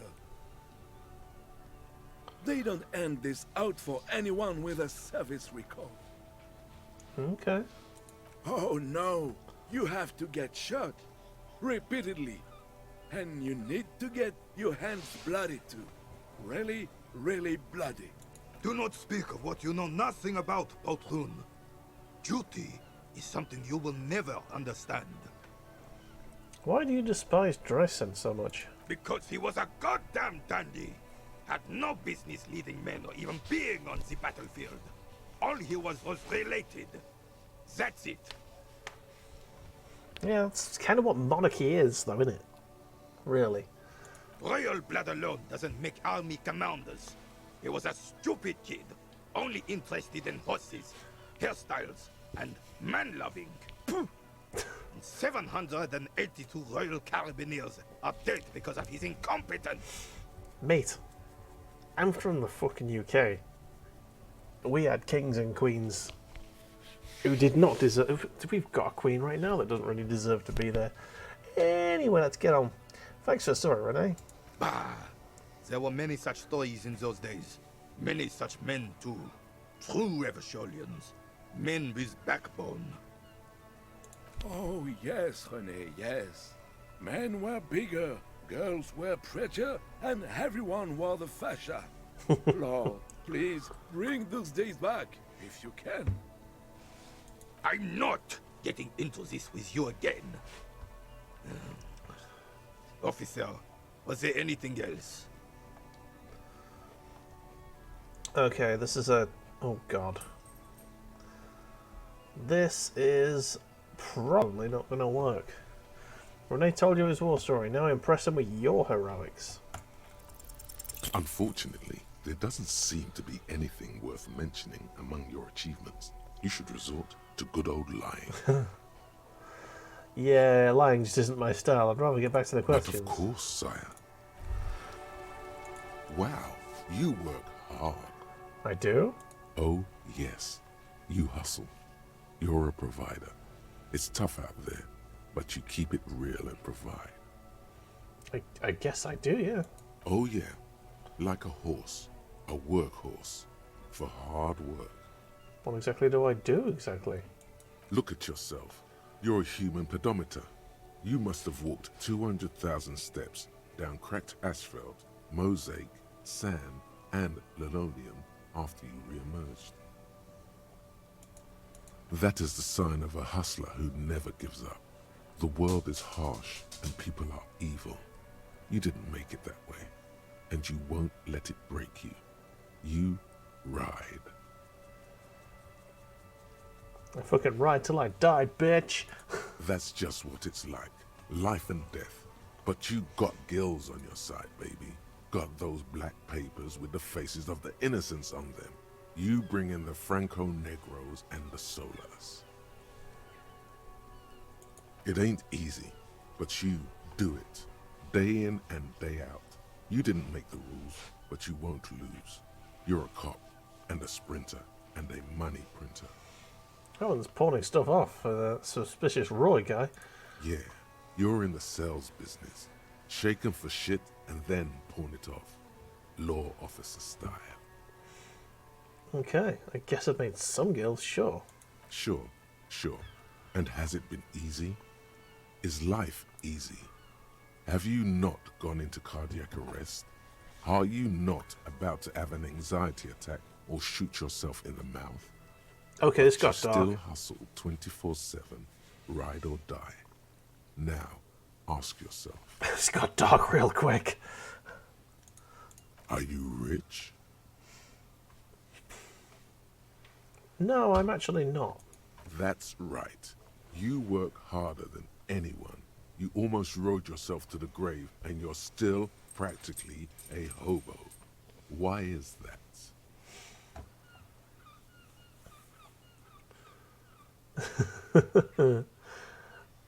Let's go with the system is broken. Let's keep it communist. Boo-hoo. Oh. The system is broken.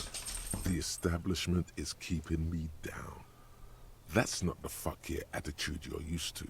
What is this? Why are you so poor?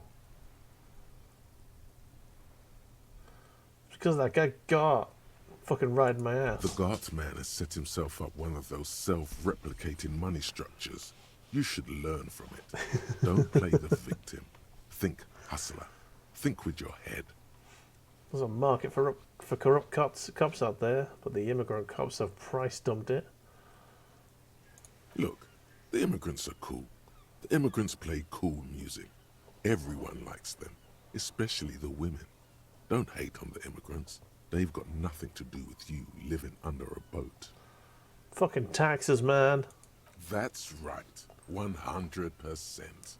Fucking G-Man's got his jam-covered sticky fingers in your pocket, stealing from you every time you buy, sell, walk, talk, fart, so much as sneeze. Really? Every time I sneeze? Every time you wipe your ass. They got their direct and their indirect modes of taxation. Sales tax, excise duty, extraction tax, alimony. One tax that doesn't even have a name. Plus there's the stuff people in other countries pay for. That makes them ask for more money from you. Here. Total tax duties add up to 98% of all your money. Oh no. No fucking way. I guess I'm a free market fundamentalist now. Here you go, hustler. Fight the righteous fight. Oh my Free God. the people. Keep it real. Keep it street. Keep foaming at the mouth furiously on the tax issue. Can I be a free market economist and a communist at the same time? Because I've got communism going on. I wonder. I have 2 skill points left, so let's unlock an extra 4 thing. Indirect modes of taxation. That'll make no sense at all, but maybe. I think I can. I've got Mazovian socioeconomics and indirect modes of taxation going on at the same time. This is good.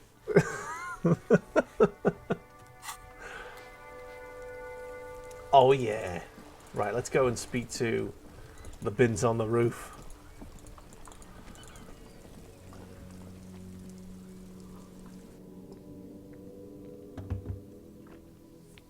And then we go to speak to the Hardy Boys again. See if we can make sense of this.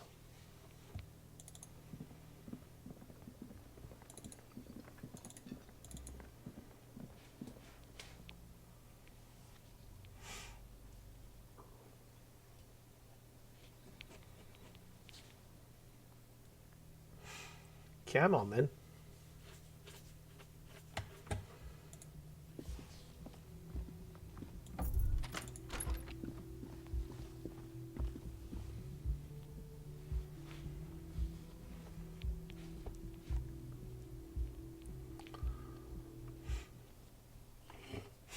I mean, it makes no sense. I've got 2 completely opposite political theories going on.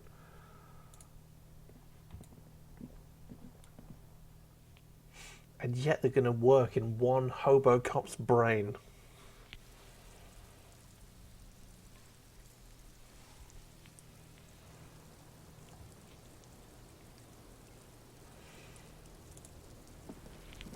Hello, officer. What brings you up here again? Taxada gave us this recording where he states his intention to commit rape. She puts her coffee cup down with a soft ring as the porcelain meets the metal table. Did he? I never said he was a good man, or that he had good intentions. Only that he was never bad to me. On this tape, he specifically identifies you as the target. Where did they get this recording exactly?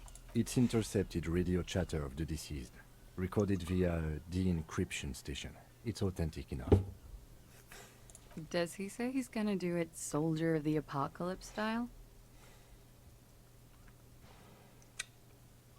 Those are the exact words he used. Yeah. That was practically his pickup line. Huh, she picks the cup back up. A memory surfaces in her tired neocortex. It's not entirely unpleasant. Did he say whores a lot? Was he pretty much on the verge of doing it Kohoi style? Yes, the word whore was used. He liked the way it sounded when he said it. As to Kohoi, the young woman lights a new cigarette with the butt of her old one. he wasn't actually there. He didn't do a tour, or at least didn't tell me he did. Would have been overkill anyway. He lived his own little Kohoi. It wasn't his everything. Why say things like that? Machismo? Yes, was he bragging? Oh no, I'm pretty sure he did all those things. Then integrated them into his idea of normalcy. To keep on living. Until they just sort of turn into his, what's the word I'm looking for? Persona? Running joke. I was gonna say running joke. And it sounds like you didn't even get the good bits. Lely's punchlines got way, way funkier than that. He was like the Seminese conflict, the Kohoi massacre, and the 36 famine in Yezut all rolled into one person, then cast in Orani ceramic armor, which he wore in bed and in the shower.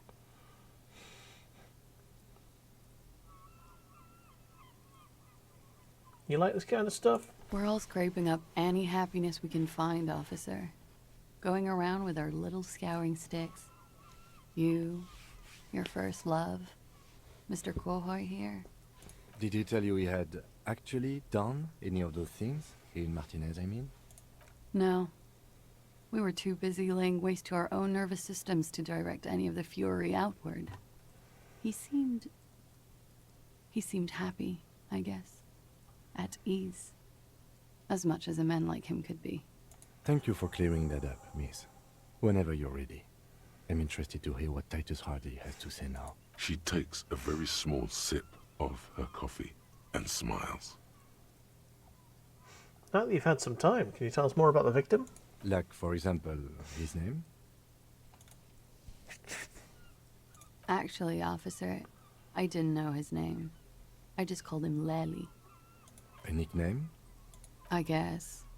He came from Lelystad. It's short for that. And it was his army name, apparently. He said his real name wasn't his. I tried to pry it out of him, but it was no use. Lelystad. That's a good start. We have a few questions you can help us with. A few things a field autopsy alone can't answer. The young woman cranes her neck, trying to catch a glimpse of the page the lieutenant passed to you. On it is a list of autopsy observations, recorded neatly in blue ink. The last missing pieces of a puzzle of flesh. Where is Lelystad? The place, I mean. In Oranje, officer. It's, I think municipality is the term. A nowhere town there. Oranje? Oranje's map of waterways? This fits with his tattoo. You were almost right, officer. That means his race was occidental, not mondial. I'll update the form.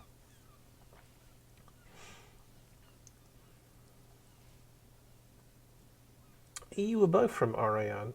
Yes. We were compatriots. Oranje, sorry. Did that bring you together? No. He was too old for that. And from another part of Oranjenrek. I didn't even understand his accent. What brought us together wasn't Oranje. It was bad habits. Sex. Alcohol. Thanks, electrochemistry. I think we got that. Speed. Probably also sildenafil. I mean, you can carry on if you want electrochemistry. And violence. Ooh, half-light chipping in there. How old was he? He was 42. 42? Are you sure? I would have had him above 50. He had many scars that made him appear older. But no. We even celebrated his birthday, like, some weeks ago. It was a funny 2 days. He had little reason to lie to me. We were slightly off then. Thank you for clearing it up. The lieutenant makes a correction in his notes. A miss. Damn. The adversary one. The adversary. His eye color? Blue. Light blue.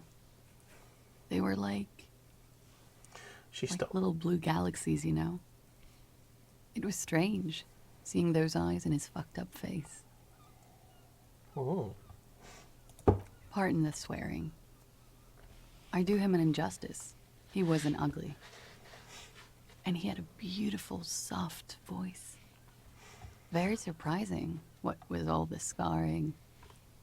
It was quite something, watching him speak. Sorry, I'm just going to tell me dog off for a second. I'm just going to mute myself. Luke, stop nodding.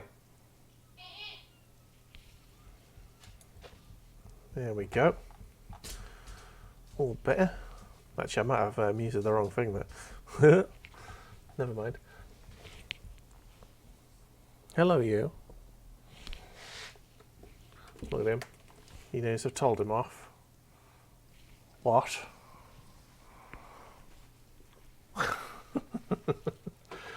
Oh dear. Anyway, carry on. He had a combat wound on his chin and mouth. Yes. Severe. It made him look like half his face was cracking away in some strange smile. That and those eyes. Ah, yes. His hair, if you can remember. It was light brown, almost blonde. He darkened it with brilliantine, made oily. Not nice to stroke. I couldn't convince him to leave it alone. Oh no, I'm not saying that. Interesting. I too have stroked as hell. Okay, let's get to the rest. The young woman nods. He had a tattoo. What did it mean? Oh, that.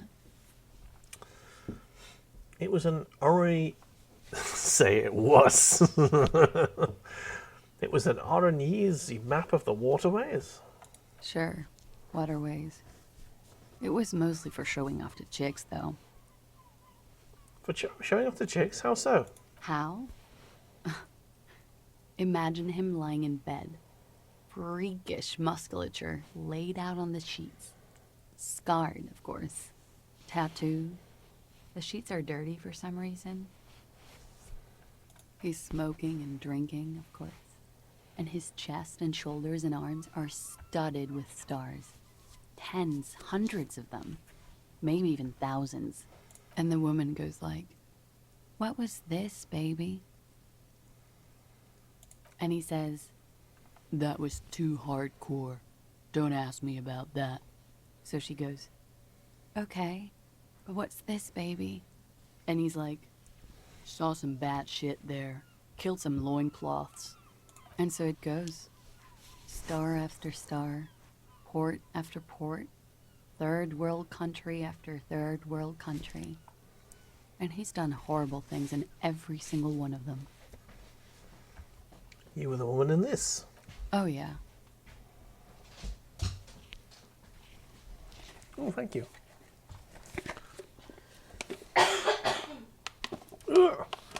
Hey. Got some dill pickle Pringles. Oh, that's green. That's been green screened out. You'll just have to take my word for it.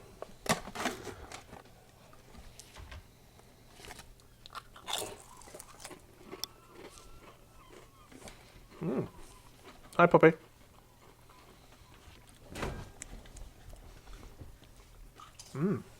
Nice. Can you tell us precisely what? You don't like them?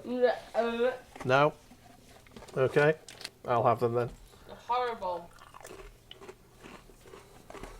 Horrible as it being. Can you tell us precisely what these mean? No, thank you. I've seen enough of him dead. I can tell you what they meant without looking at them. Wayne does not like it. Ow! Wayne does not like it. Oh no. Go on. He was a blue-eyed boy with thick arms, from a small town. He was also poor, and the government of Orania needed some people killed, so they turned him into a grotesque killer. For money. He went to Killer Academy in Vredefort. Then he killed some people in the Seminine Islands. And on other islands, too. All of the islands. Killer Academy? After this, he came to Revachol and got killed himself.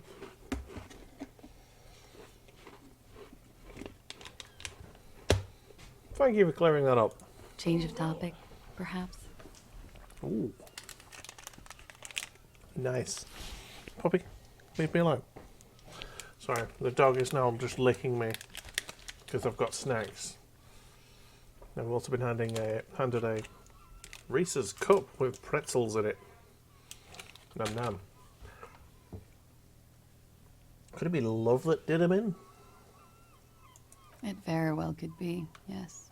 What do you mean? What do I mean? I have no idea. I don't even know what you mean. Love did him in? What does that mean? He told me. Love did him in. That's not funny, officer. Her voice is like a slash through the air. Oof. Her shoulders tense up. She doesn't like that. Perhaps, miss, it was communism that killed him? A moment ago it was love. And no, I don't think the Union is communist. They're a couple of shades pinker than that. Okay. They're not hardcore in that way, is what I'm trying to say. What are we talking about anyway? This politics shit is a lot in the morning. Is it the morning? I think she's just tired. She doesn't know what you meant by that. And can you blame her? Something miraculous is coming, he told me. The lieutenant blinks. His expression does not change. All right, let's see where this is going. From way out in the northwest, he told me. Cool. The woman nods. There is a sound, something in the reeds, when the wind comes through them, on the inlet, on the little islands there between castaway tires. It's something we've all forgotten. Her light brown eyes fix on yours, then disappear behind her bangs as she drops her chin. We ordered a toxicology report. Any ideas what it'll show us? A real rainbow splattering of pharmaceuticals, I bet. Barbiturates, amphetamine, sildenafil. Hear that? Sildenafil. Just like you suspected. You have a great nose for this stuff. What is sildenafil? It's for maintaining an erection. Uppers are vasoconstrictors, so that feat becomes problematic. The little blue pill. Okay, and why do I know this? Because you're a scientist, of course. Clearly, yeah. This guy is clearly a scientist. How much does the toxicology report cost the police of Revachol? I can do it for half of that. Save you some money, make some myself. It's quite expensive, miss. But we'll manage without your help for now. I think we're finished with this line of questioning. Hand the lieutenant back his notes. All right. Whop. Coolly, gracefully, she pours herself more coffee. Okay. We'll turn to this later. Do you not want that? You don't like them? Okay. What do you want? Got some chips. Nice. Men. Here's a breakthrough. Behold, the anti-object task force has assembled. God's avenging angel, arrayed against the lower emanations of the darkened one. Shoe racks, tape recorders, motor carriages, and doors. So many doors. You're not just pounding it all to pieces. You're reforging the universe, from the anvil of the heavens to the worms below. Indulge in it. Be bold. Have an impact on the shape of creation. Out of the furnace of your rage. A new reality. Also, you should trash your room again. I reforge the world. Nice. Okay. Holy shit, there's an extra one up here. What else have we got? So we got opioid receptor antagonist, Humpty Dumpty Dom Center, Calder Mama Daka, the homosexual underground. We can be homosexual if we want to be. The regular law official, and rigorous self-critique. We got those options available to us. Right, let's go speak to the Hardy Boys. See what they've got to say.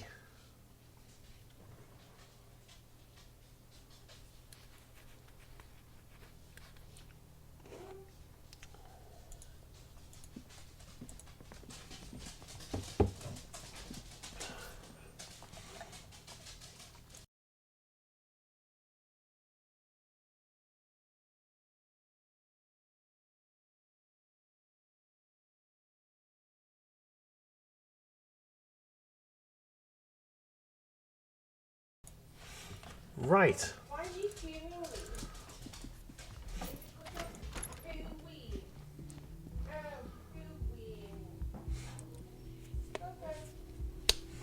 Fucking hell, I'm surrounded by snacks now. This is great.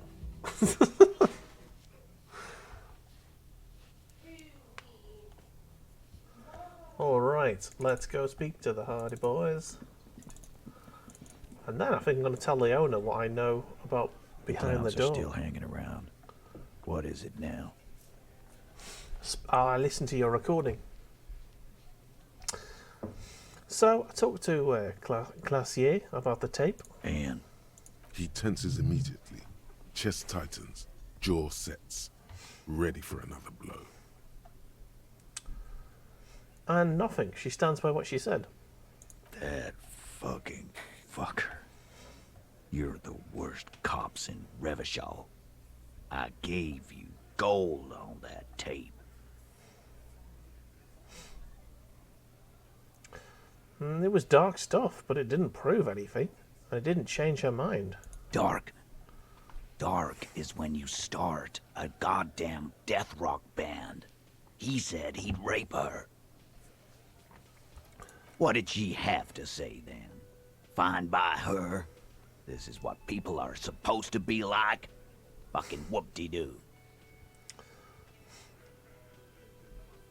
It did not come as a surprise to her. And she definitely wasn't scared. Yes. In fact, I think she thought it was a little funny. Funny? No good goddamn psycho whore. Alright, this guy clearly doesn't like this woman. Fucking right. I guess it's good then. That fucking...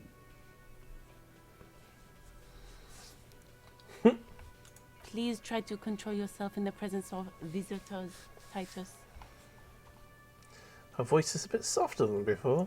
This is just perfect. Just fucking perfect. Any thoughts on this, lawman? Titus rubs his chin with his palm, as if trying to grind it smooth. Women are crazy. Irrational. That's what you're thinking, right? Also, your fists are itching for a bump.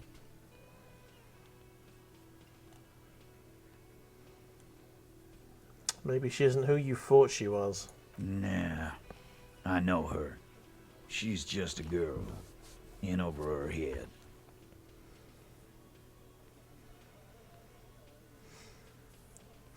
You don't know?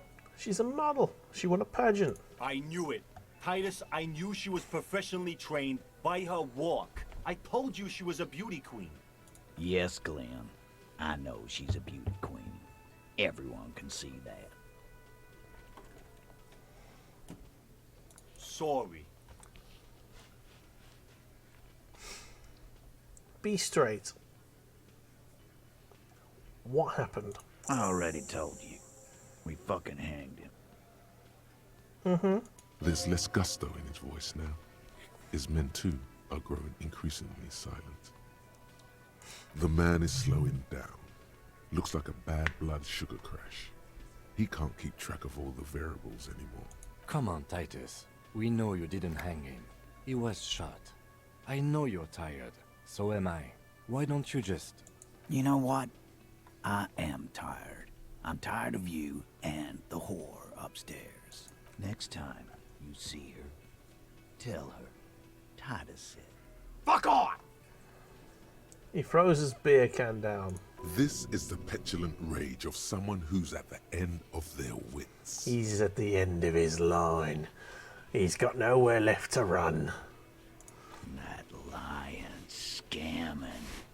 We're done. This is over. Understand? Your little investigation is over. Yeah. There's a silence in the room. Elaine starts saying something, then thinks best not to. On the floor, beer drips out of the can into a small puddle. No one does anything about it. What is this quiet funeral shit? All we need is some beers in us. Bartender, 20 beers for the Dock Workers Union. 20 beers, you say? Why do we make it 40, huh? Why do we make it 100 beers? You're not loud enough. 100 beers? Now we're talking.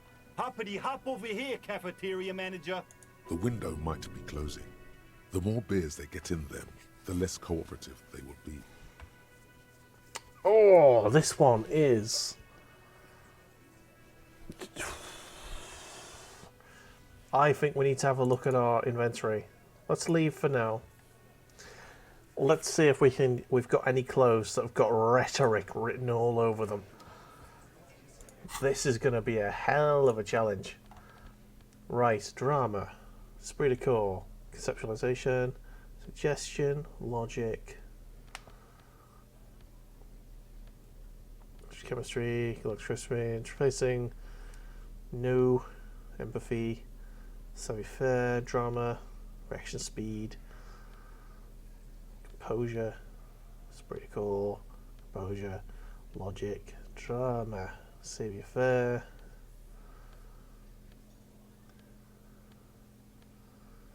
Ooh, there's some rhetoric right there. Let's shove that on. And what kind of skill is rhetoric? It's an intellect, isn't it? It is. So, do we have anything that's going to increase our psyche? Yes, we do. Just 100 oh no, psyche's not the one. It's oops. Intellect. Right, do we have an intellect booster?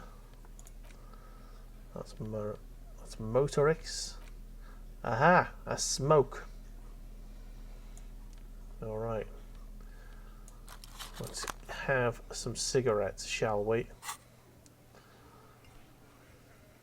Oops. Need to click it, don't we? No? Right click it? Fuck you. How do I actually use it?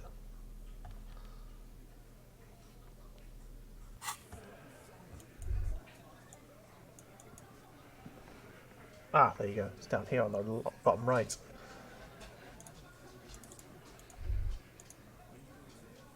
Two. No? Doesn't want to be used, does it?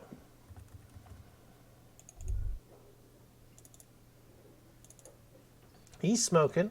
Why can't I smoke?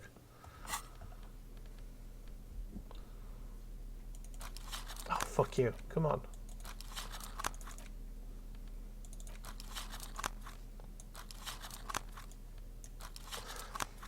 Go outside, maybe? Do I have to smoke outside? That's fucking bullshit. Fucking smoking ban, man.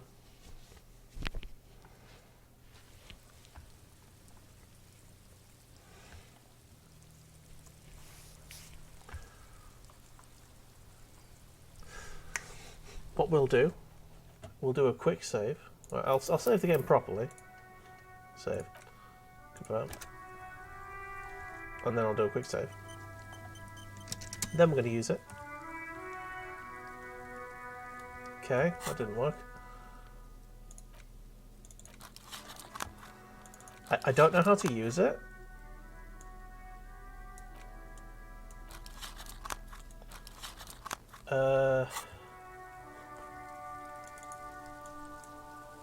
It says 2, but I'm pressing 2 and nothing's happening.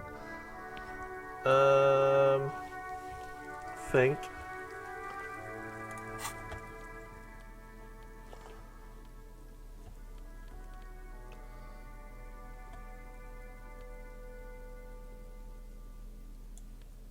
Change hands, I guess.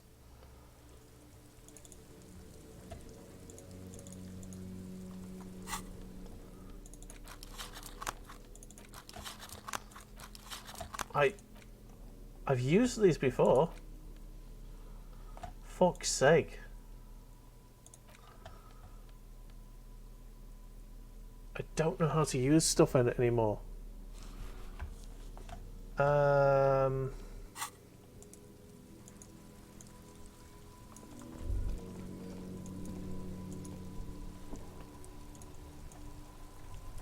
I've got 2 uses in that left. I'm clicking. There's no. I don't know. what else to do, really. Let's options and look at the buttons, see if we can figure it out. Action interact is left.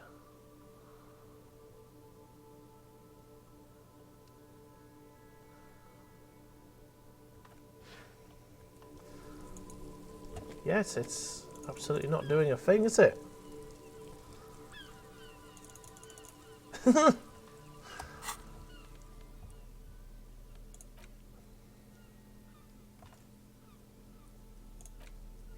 Yes, use please. Smokes are here. Use is left too. How do I use this thing, please? Could someone Google it for me? This is ridiculous.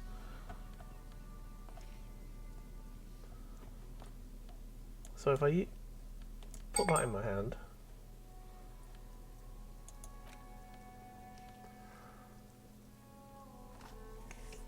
Raves in the Portugal is Googling it with no answer. Is it because I'm...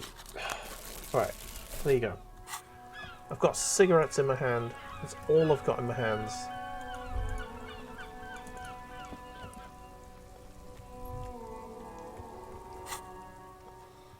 I'm just pressing all the buttons now. Okay.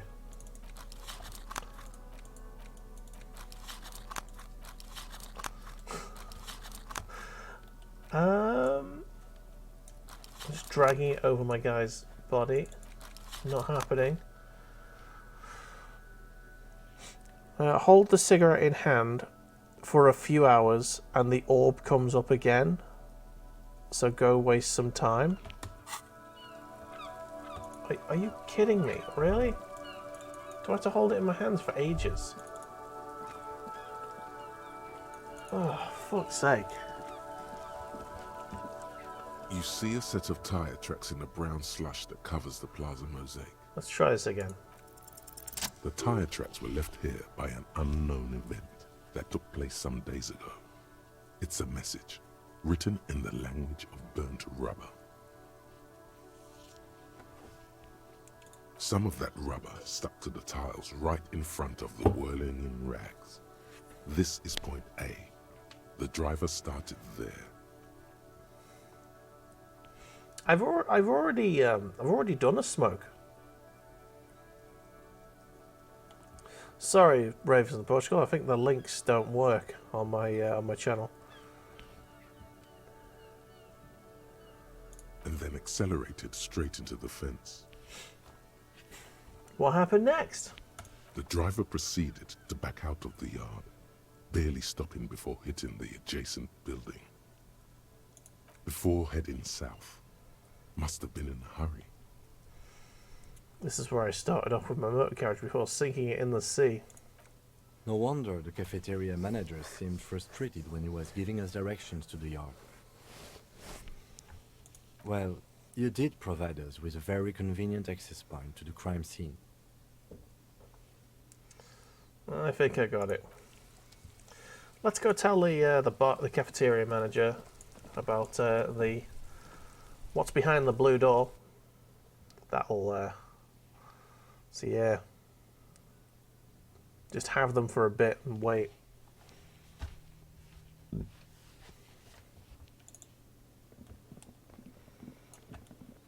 Hi, cafeteria manager. Can I help you? I saw another thing at the whirling. Another thing. Great. I love those. I don't want to grass out of there. What if I told you I got into the back room behind the blue steel door? Oh, okay. Well, I did hear you make noise back there, so good for you. No one likes the grass. Exactly. He's really holding himself back here. Oh, he wants to know. We've got some juicy information for him. It takes a lot of willpower not to ask. Obviously, he's been wanting to know what's behind the door. Aren't you going to ask me what's back there? Okay, what is back there? Skillen, a mausoleum of the dead. Yes, haha. What's actually behind there?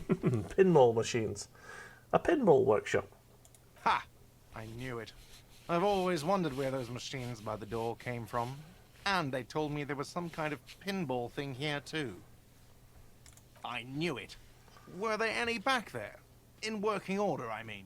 Why? Do you want to play? Because I might be up for a game. No, I was just wondering if you found pinball machines there. Think you can turn this place back into a pinball arcade? No, but we could diversify the entertainment options, seeing as you've opened the door back there. The machine we have in the corner now is broken. It wouldn't hurt to get a little life in here, other than the hellish karaoke machine. That one's always causing trouble. Is it now? Sounds like he cares about the place. He's not going to be overjoyed to hear that it's part of the doomed commercial area. He should still know. You have to be forewarned about these things. I have to warn you, I may have discovered that the whirling is part of the doomed commercial area. What? Why would you say that? We're at a completely different address from that whole thing. So he knows of the doomed commercial area and its address. The whirling. He's thought about this. The whirling is listed on the intercom outside as one of the businesses in the building of the building B of the doomed commercial area. I've been working here for a long time, and that intercom has never been used by the whirling.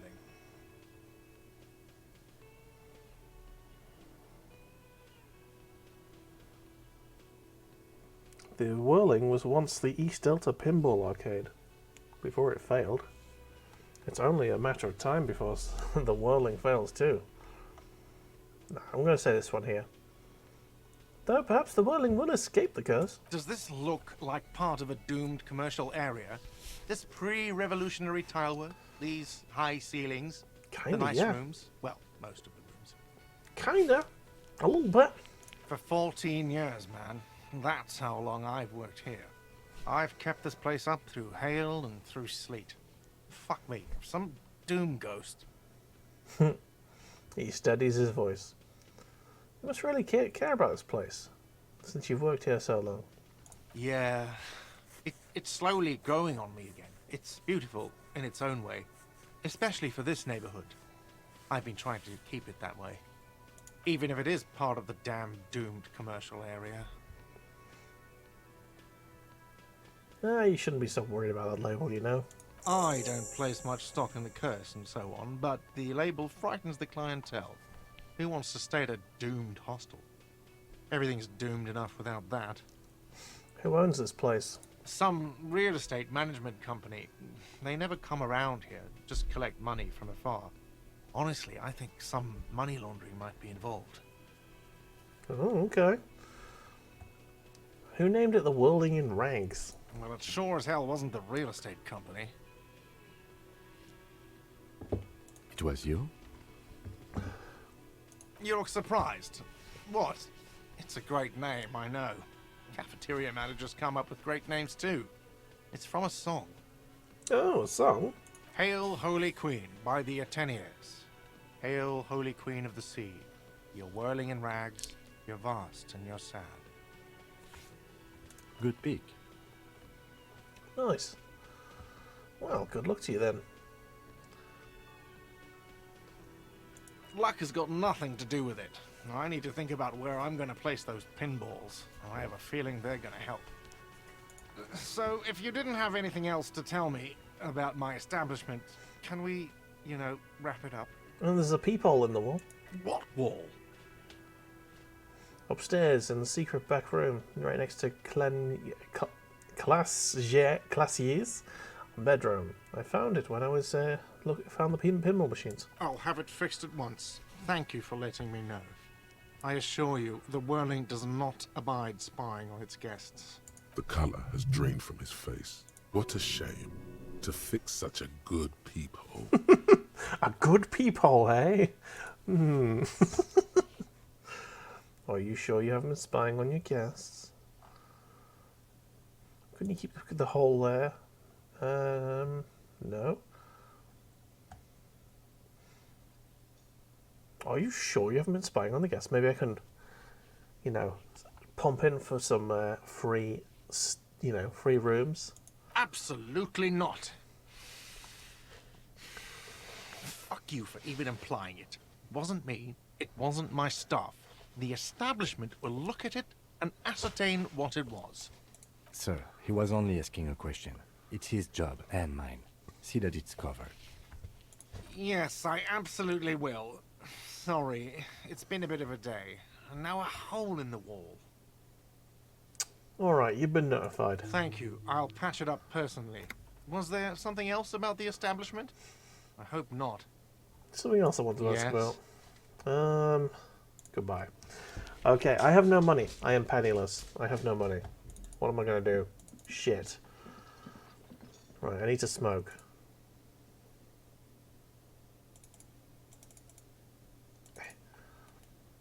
The cigarettes were lighting up. Aha! Done.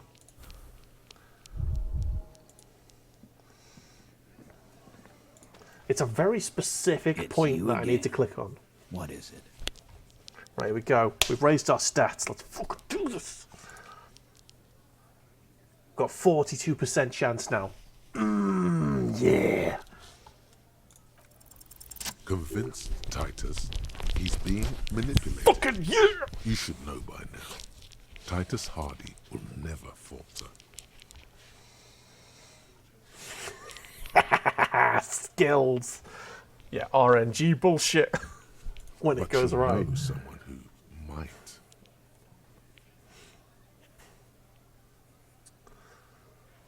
Okay, so sorry, I was too busy celebrating. What's this? It's you again. Convince Titus he's being manipulated. You know by now, Titus Hardy will never falter. But you know someone who might. One of his boys will.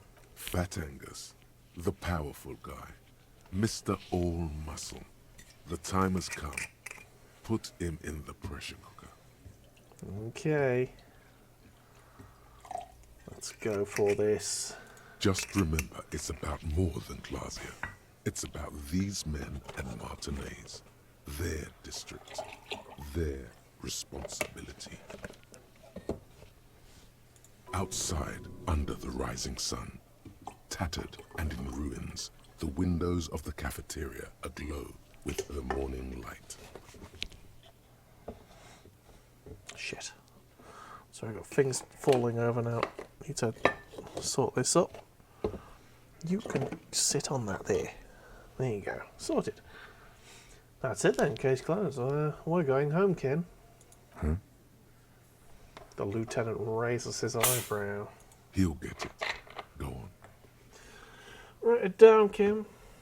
In Martinez, they just kill you because they don't like you. Got it. Kill you because they don't like you. All because...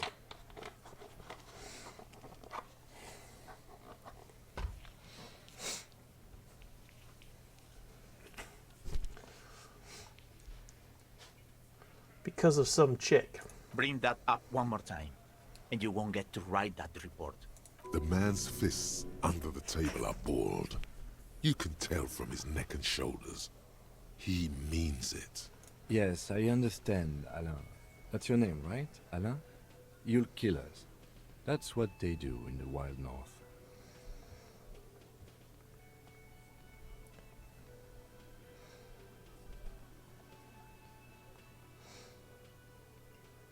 They just hang you, shoot you, light you on fire. They don't care. We didn't light him on fire. You hear the fat man wheeze. He's trying to get up. That's it. That's the weak one. You flushed him out. Now go in for the... Officer, you will be next if you don't shut up. The old man reaches for his belt, but his voice is strangely calm. Firearm. A Glass 08 or a 38 caliber pistol. Either is small enough for you to have missed. He's onto you. He knows what you're trying to do. Steel yourself. Push on. Just ignore Theo.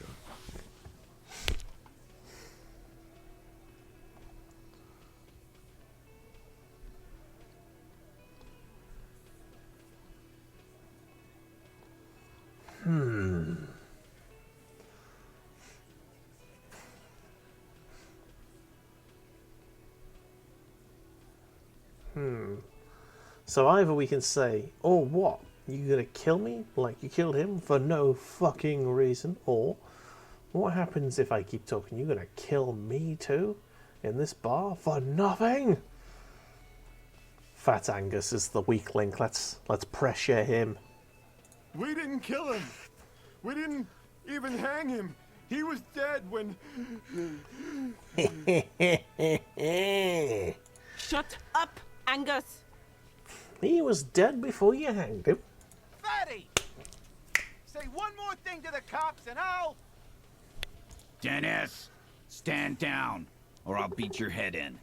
Theo, take your hand off the belt. This isn't 31. I've got this under control. I don't think you do.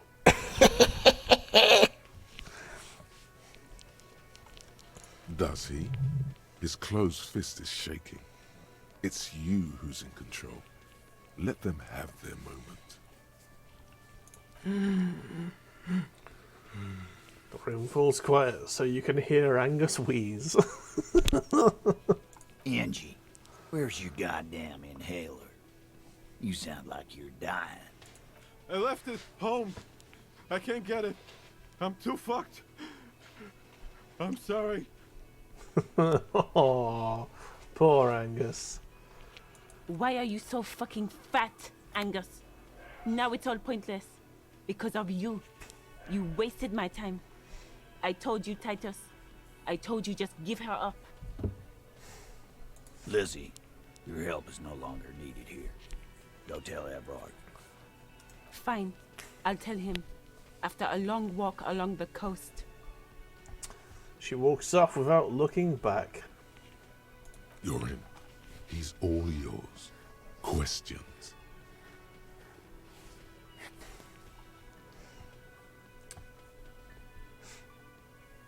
So who killed the merc then? Any leads? Not yet. Just some ideas. She says the shot came from outside, behind the window somewhere. So that's a clue. What are you thinking? I'm thinking someone's past caught up with them. Either hers or his. Ooh. Hers, you mean? She's got one of those checkered pasts. The shot could have missed. Could have been meant for her. I like that. Been thinking the same thing myself. And you had ideas about his past too? My dude. One of those mercenary buddies of his could have done it. They got guns, training, years of bad blood, probably. Or it could have been someone else from Crenell. Tell you what I'd do. Check out the coast for vantage points. Maybe consult with a ballistics buddy of mine. That's what I'd do. If I wasn't too busy doing this clown dance with you. He's calm now. Threw all that turmoil away and became himself again. Mm-hmm. Cool beans. So, you didn't kill him? He was already dead. He nods. You hanged the corpse to cover up the real cause of death. The bullet in his head. Another nod. Cause the girls asked us to. They were in some shit. Did she kill him? Cop, I have no idea. The girl says she didn't. Classier came down. She seemed really out of it. Drugged up, even more than usual. Bug-eyed and gurning, you know? Not in a fun way. It looked like she'd redosed after something went down. I've seen that look before. She was scared. I knew someone had died. How did you know? I've done this job for 10 years. I've seen it before. It's the politician in the motel room with the dead hooker scenario. Only in reverse. I don't think he was a politician, mate, but go on. Good analogy, boss. The rat-faced man snickers. You don't get to talk yet, Shanky. You're still on the bench. You keep taking it easy too, Angus. That's okay with the fat man, still wheezing there. He couldn't speak if he wanted to. What happened then? We went upstairs. Sure as day the merc was dead. There was a bullet hole through the window. fucking dirty sheets and bottles everywhere. Tibbs patched the window, and the corpse we hanged. Who's Tibbs? The 8th Hardy? Nah, he's my brother. He's in the window replacement business. If Clausier didn't kill him, why the cover-up? You may have noticed our girl's in some shit of her own. I didn't notice anything. What kind of shit are we talking about? The can't show up on police radar kind. There are people after her from the old world, where she came from. These people, who are they? They're powerful, connected to the moral intern. She's clearly afraid for her life. Says if she showed up in your systems, she'd be ghosted away. Fair enough. And why would you help someone like that? By taking on a murder? Why would I? I guess we abide all sorts of runaways and losers here. It's a Martinez thing. Whose idea was it to hang him? Hers? In a manner of speaking. What do you mean? We had help from another girl. It was her idea to hang him, and I liked it for political reasons. It sent a good message. Who is she? This other girl. Do I know her? No, you're not gonna be on a first-name basis with this person. Okay. Where is she? You're not getting to her. This person is affiliated with the Hardy Boys. It's Clausia you want to talk to. Ah, here we go. Jigsaw pieces falling into place. She's affiliated with the Hardys, so she's like a Hardy girl? I wouldn't go that far. She's just a woman who's sometimes in our company, who sympathizes with Clausia. Let's leave it at that. You know, actually, some of the guys have been talking, and, No. My answer is no, Glenn.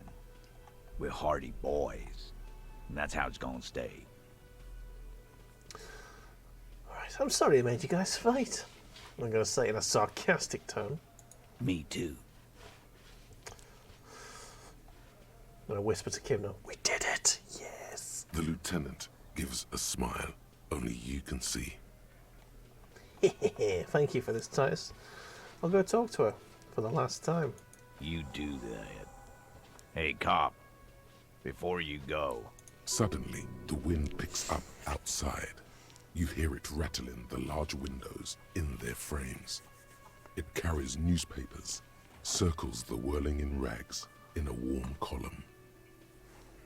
She, Clausia, came to Martinez to hide. Many of us did. This is where you wash up when there's nowhere left to go. The Union takes you in. Now, she refused that protection. But you would still prefer if we didn't take her away. that's right. If we didn't take care of the people who end up here, this place would just be a couple of ruins and some cargo containers. We'll take that into account. Alright then. Let's go speak to Clausia. And an autosave has happened, so that's good. I think we can put the armor back on. But that, yeah, well, indeed. That's definitely a plot twist. Let's put the armor back on, shall we? Hobocop needs to be armored at all times. I do want the armor gloves, though.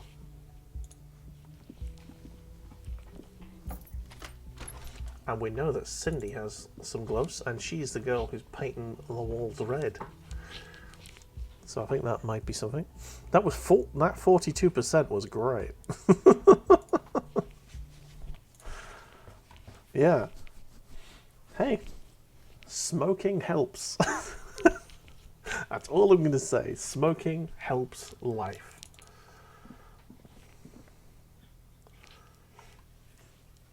It makes everything better.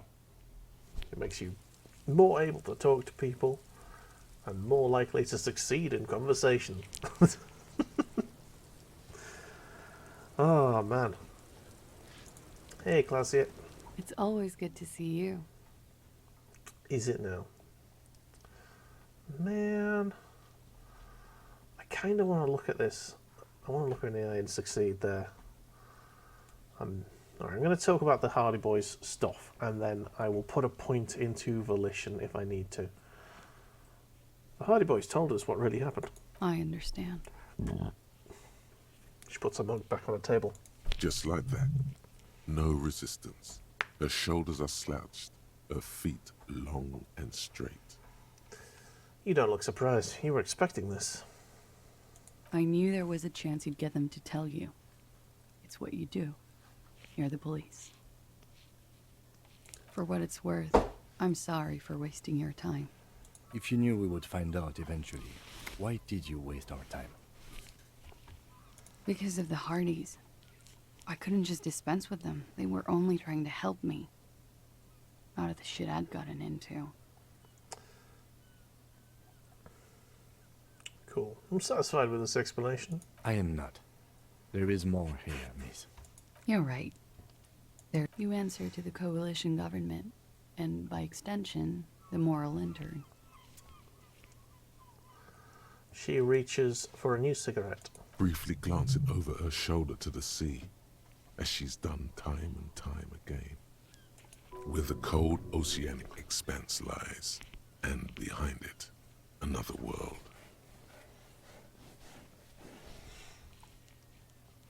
Is that why you're looking over your shoulder? You're afraid of the moral intern? You share a database with them. You send people to their courts. What's going on? What did you do? Just business.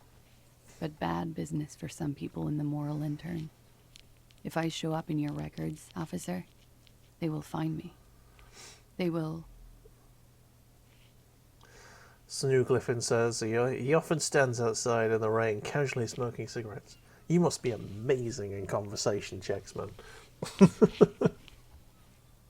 What happens if they do? They will kill me, sir. If you file my name, take me in for questioning, enter me into the moral intern mill, well, then I'm fucked. For nothing. This murder didn't have anything to do with me. Nothing to do with her? You'll be the judge of that. What did you do to have these people after you? It's not nice, but it's not illegal. Not here in Revachol, or even in Orania. What exactly did you do? Industrial espionage. I joined a business collective with the intention of betraying them. I did my job well enough to be asked to do it again. With a bigger company. The kind you really, really don't fuck with. I took their ledgers, 2 decades worth of accounting. I need the names of the companies involved and who hired you. The job was Lou's doing County Savings Bank. They sound small, but they're part of the Lou Scott conglomerate. That was the second job. The first was some printer company. You wouldn't know them. As to who hired me for the job, I don't know. But they're after me too. Along with Lou Scott and their friends in the MI. Once you're done in the competitive intelligence circuit, you don't have allies. You're radioactive.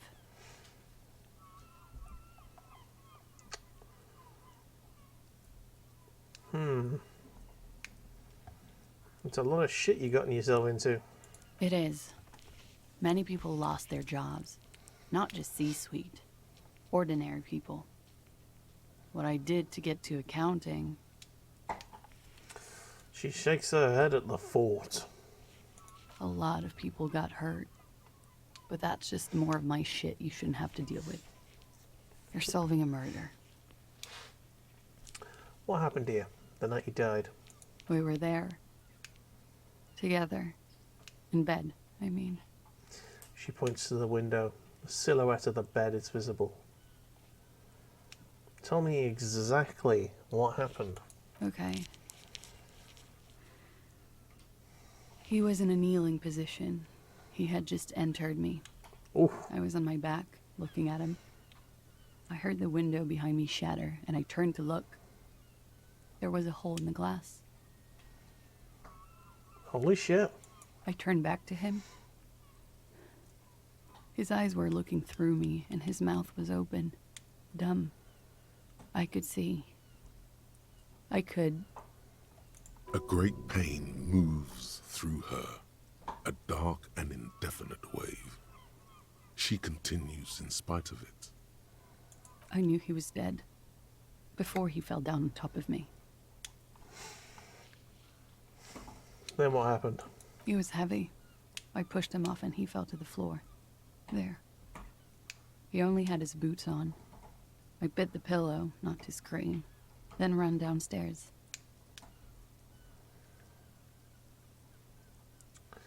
There's a long pause. She just stands there, her arms at her sides. I waited for the second shot to come. For me. I thought there would be one. It never came. Damn. She's forgotten about her cigarette. The butt has burned right down to her fingernails. Your cigarette, miss. Oh. I'm sorry this happened to you. So am I. She immediately proceeds to light another cigarette. What time was this? When did it happen? It would help us if you could be as precise as possible. 11:30 to 12:15. I don't know the exact time. Around midnight. Okay. It's okay. Were you inebriated? Not as much as usual. He'd done a line, plus other things. I was drinking. Wait. Titus said she was gurning her jaw off, much more than usual. Titus said you looked pretty high. Oh, yeah. I did one of his lines, just to clear my head. Good thinking. Clear your head. You should clear your head. Get into his mindset. Shut up, electrochemistry. Leave me alone, you thirsty little bitch. Did you hear or see the shooter in the course of this? No. Did you hear or see the shooter? Damn. What did you do then? Nothing. I was trapped. I was stuck in my room downstairs. I got some clothes on and crawled back up, drew the blinds. Dakafang. Blood was coming from his mouth. Not a lot. Just a little. Welcome in, Dakafang. You've joined us in the middle of a conversation we are having. We have finally figured out exactly how the dead man had died. I am drinking rum, if I don't seem my normal self. But we're talking to someone who was very heavily drugged out of her mind during the night, so swings and roundabouts, I suppose. Anyway, we are trying to figure out... We're trying to get as much information out of this girl as possible. Oh, it's cramped him. He was still on the floor, slouched. I couldn't be there with him anymore, so I ran down and out of my room, into the hallway, down the stairs. I knew there would be people there. What happened after you ran downstairs? Sylvie was tending the bar. A lot of people were there. The Hardys were at the table in front of the stage. I think the Union box was full. It was Dakafang with a shooter on the roof over the way. He shot him through the window. Bang, bang. A lot. Oh, man. Ruby was there too. They were having such a good time. I sat down and they all welcomed me. I didn't even have to say anything. Ruby knew something was wrong. Orc sniper is an oxymoron. Nah, mate. All he did was put loads of spiky bits on it. Made it real orky. Can shoot an ant from a mile away. Ruby? Before we continue, who is Ruby? Ruby. You know, the leader. The leader, you say? The leader? Of what? The Hardy Boys. She says it as if it's self-evident. I thought Hardy was the leader of the Hardy Boys. Well, nominally, yes. Ruby's the one they go to when things happen, like things they need taken care of. She's the organizer. I bet Ruby is the gardener woman. I reckon it's her. Okay, let's go on. What then? Well, Ruby said let's talk upstairs. I showed her the room. I've known these people since December. They know my situation, but I can't leave a paper trail. Ruby was the first one I told. She said she'd take care of this. It's what she does, you know, take care of things. I helped her get the body to the bathroom. We used a belt to pull him up under the shower, to keep him upright. To mislead you, they were tampering with the body. To produce lividity, matching a hanging? Yes. We completely missed the tampering. Looks like you got there in time. What was this, 20 minutes after death? Oops. Oops. About 20, yes. Ruby explained it would make the blood... You know what he does. Then what did you do? Ruby went outside to talk to Titus and the boys. I was just looking at Lely in the bathroom. I had to put his clothes back on. His armor, too. It was tough, but I've seen him take it off and put it on many times. It took Ruby maybe half an hour to come back with Titus. I'd gotten him ready by then. He carried him out. I knew what they were going to do. Make it look like a hanging. Ruby said they would. What did you do while they were hanging him? Ruby said to wait here. She also said I wouldn't see her for a while. That we should lay low or something. So I did. This is Ruby. Where's Ruby now? I don't know. I haven't seen her since. New task, make Titus give up the Ruby's location. This is going to be an interesting one. We will need to take this question to the Hardy Boys. When it happened, did you hear a gunshot? When he was shot? I may have. I don't know. I couldn't hear anything over the glass exploding. It wouldn't have been an Orc shooter then. Bloody hell, you'd be able to hear that one. The gunshot wasn't that loud. This is something to keep in mind when assessing the distance of the shot. Okay. Did you kill Ellie? What? Why would I put myself through this? Insanity. Get myself cornered like this. He wouldn't have died if it weren't for me. I know that. But I would never hurt him. Rage? Who knows the dark currents where lovers go? Oh, rage. All kinds of crazy things happen when drugs are involved. Sweet, sweet drugs. Electrochemistry, I've had enough of your shit. Now, you guys suddenly have theories pouring out, when they're obviously just stabs in the dark. Okay.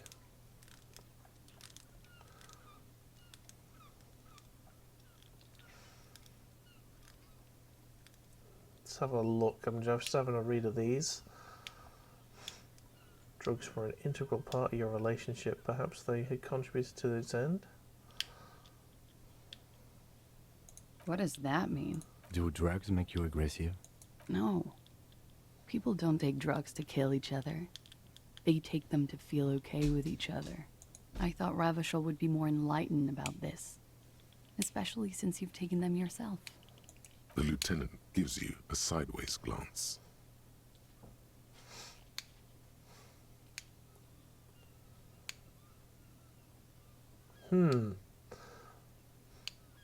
Say nothing. She takes a healthy, nay, giant healthy, drag of her menthol cigarette, waiting for what's next to come. Let's give her a bit of fire up her bottom. Downstairs, people have this crazy idea that you killed him. I'm sad to hear that. They must have said it in some fit of frustration or under pressure. They couldn't have meant it. I've talked to them after it happened. No one has implicated me. She's getting scared now of you, the downstairs people, all of it.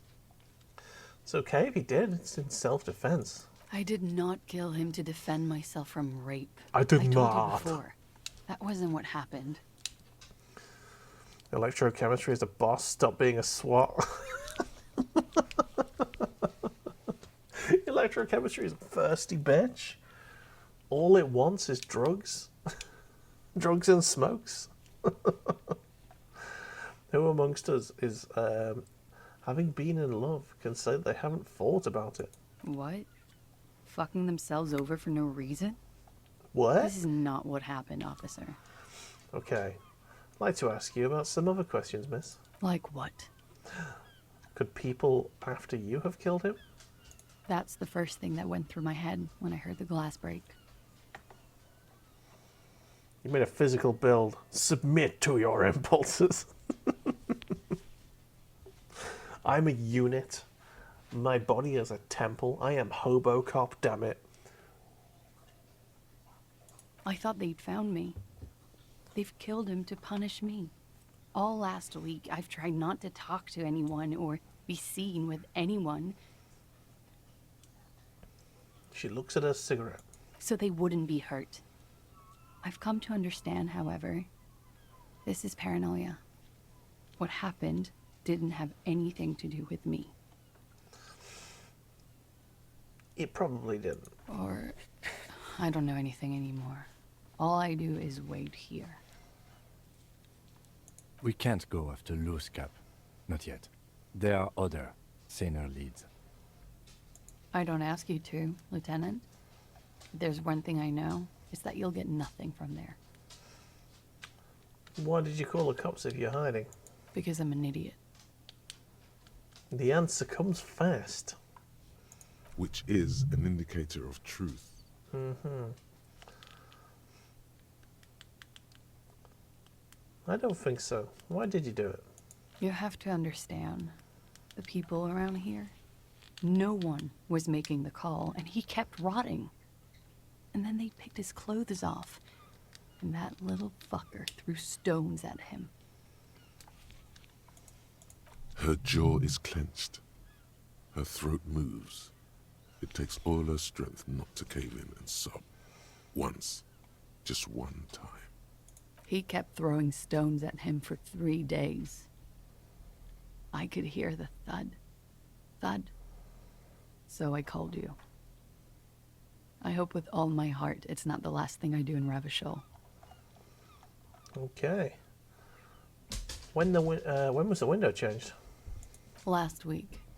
Angus and Titus's brother, I think he's called Tibbs, took care of it. I think we're done here for now. She nods, silently. The lieutenant glances at me, then the door. Or maybe you should take her to the station for safekeeping. She lied to you, and she's a flight risk. In God's name, wake up! Okay, so we've got a drama check.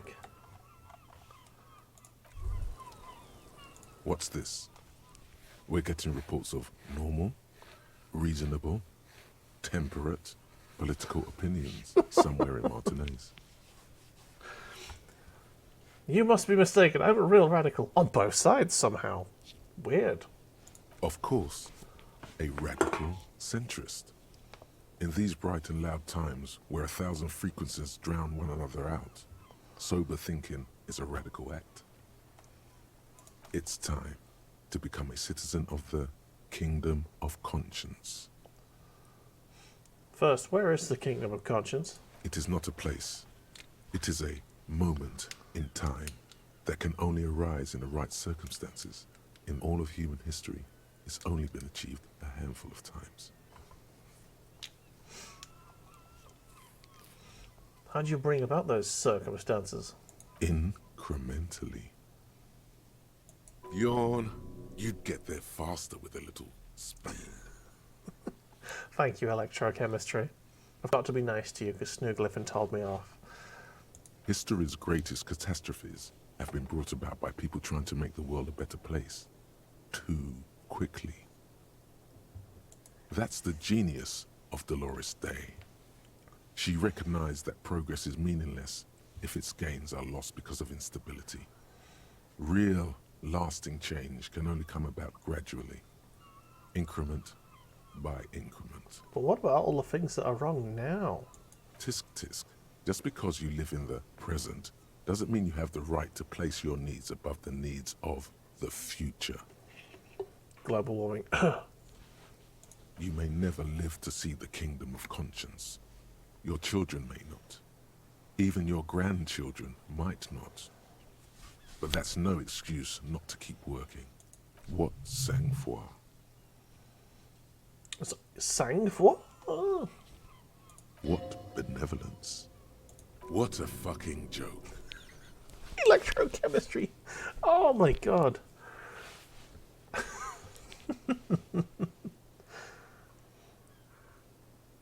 Wait, is the Kingdom of Conscience really about doing things, or is it just about preserving the status quo? Do you believe the status quo is preferable to chaos and bloodshed? No. Then you've never lived through real chaos. Sometimes, in the face of great disaster, defending the status quo is progress. That sounds mega boring. What you want is immaterial. The Kingdom of Conscience is coming, whether you like it or not. Only very slowly. Okay, what do we got? Breakthrough! Indirect modes of taxation. Turns out, those Financial Oversight Committee gangsters stuffed millions of hard-earned dividends away in the last place anyone thought to look. The hearts and minds of everyday Rivasholians. You need to spread that deregulation gospel to the people. Tell them about that foreign fair tax. Preach that 98% gross burden. Preach it, preacher man. Set the brothers free. Taxes are racist. Excellent. I am a free market capitalist and a communist at the same time. I have no idea how that works. I just know that my character is now. Joyful. Right. We need to get some, I think it was logic? We need to get some logic gear on. So there's a +1 logic check thing. So I'm going to move that down to the bottom of the pile so I know that that's what I'm currently wearing. Oh, was it drama? Thank you. Thank you so much. I know I've got some drama goggles somewhere. There's a -1 drama. Well, maybe I don't. Anyway, +1 drama. Nice. Oh, the fishnet fucking t-shirt. Nice. I'm just going to move that down there. The bow tie. Yeah, boy. +2 drop. Look at that shit. Oh, he's got fishnet. I've got a fishnet top and a bow tie. Am I a stripper? Oh, yeah. Okay. Let's have a look, see what we've got some check for more. That's what I'm doing.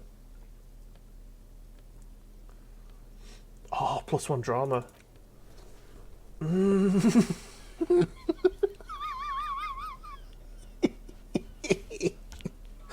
Oh, what an outfit this is. Oh, yeah.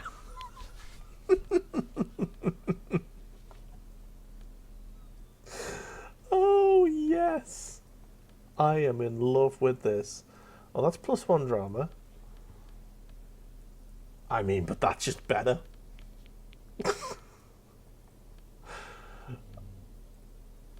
Oh, man.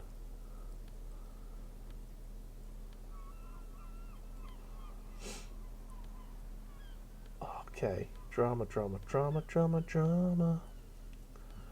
Looking for the drama. Right, that's it.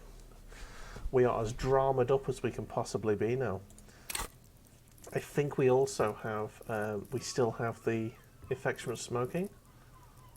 Or do we? I don't think we do, actually. Let's see how we get on. Right, can do a quick save here. I was just thinking, what a nice day for questions. 58%? Pertaining to a murder investigation. wearing the right clothes means every situation is easier. In God's name, wake up! But we are awake, sire. She has been forthcoming Fuck's with sake. sordid details women usually conceal. Most shocking details of the Shut up, sexual you. kind. We are a bulwark, unbreached. What you want? What you want, bear? Ooh, bear. Get a hold of yourself just once, will you? Try to look past the sexually lax morals.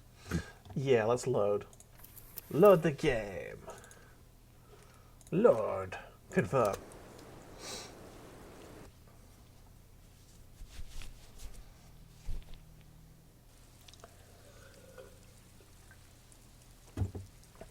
Alright, come on. Do you know what? I don't need to. We've got an even choice. We can just keep loading till we do it. I was just thinking, what a night. Who? Like that. What? Dear God, you've been lied to. She could have killed her lover and lied to everyone. She's not candid at all. She's smoke and mirrors and will-o-wisps.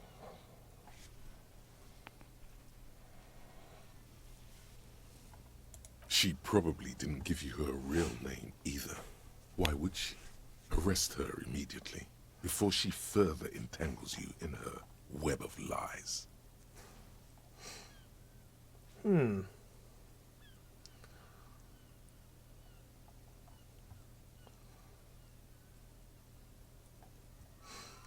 Kim, why have we not arrested her yet? There may be grounds here, at least for an extended detention. A little whimper. The young woman hears you. She's looking around. You know, I think you didn't make the call to the station. I did. What is this? I called your desk or whatever it is. The numbers are all over town. Call 8-100-2 for emergencies. There was an older woman on the other end. It sounded like she was smoking. She took my complaint. She coughed.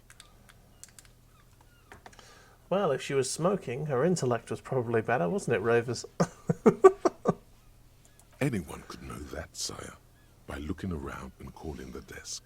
I don't believe a single word she says. What time did you make the call? Thursday night. It was late, sometime after 12. It checks out. Okay. Your real name isn't Classier Amadou. I agree. You wouldn't give us your real name, not when people are after you. Okay. Just okay. Her voice cracks suddenly, like there's a garrote around her neck. Tighten it. You've got her. All out of lies now, huh? Okay. Yes. It's not. It's not my name. Good, now you can tell me the truth. You log your work every week. It's all transmitted to Common, sir. I couldn't just beg you not to enter my name. So I lied. Like I lied before.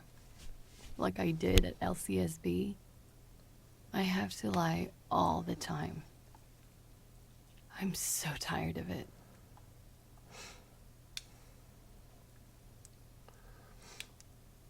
Was the passport bullshit too?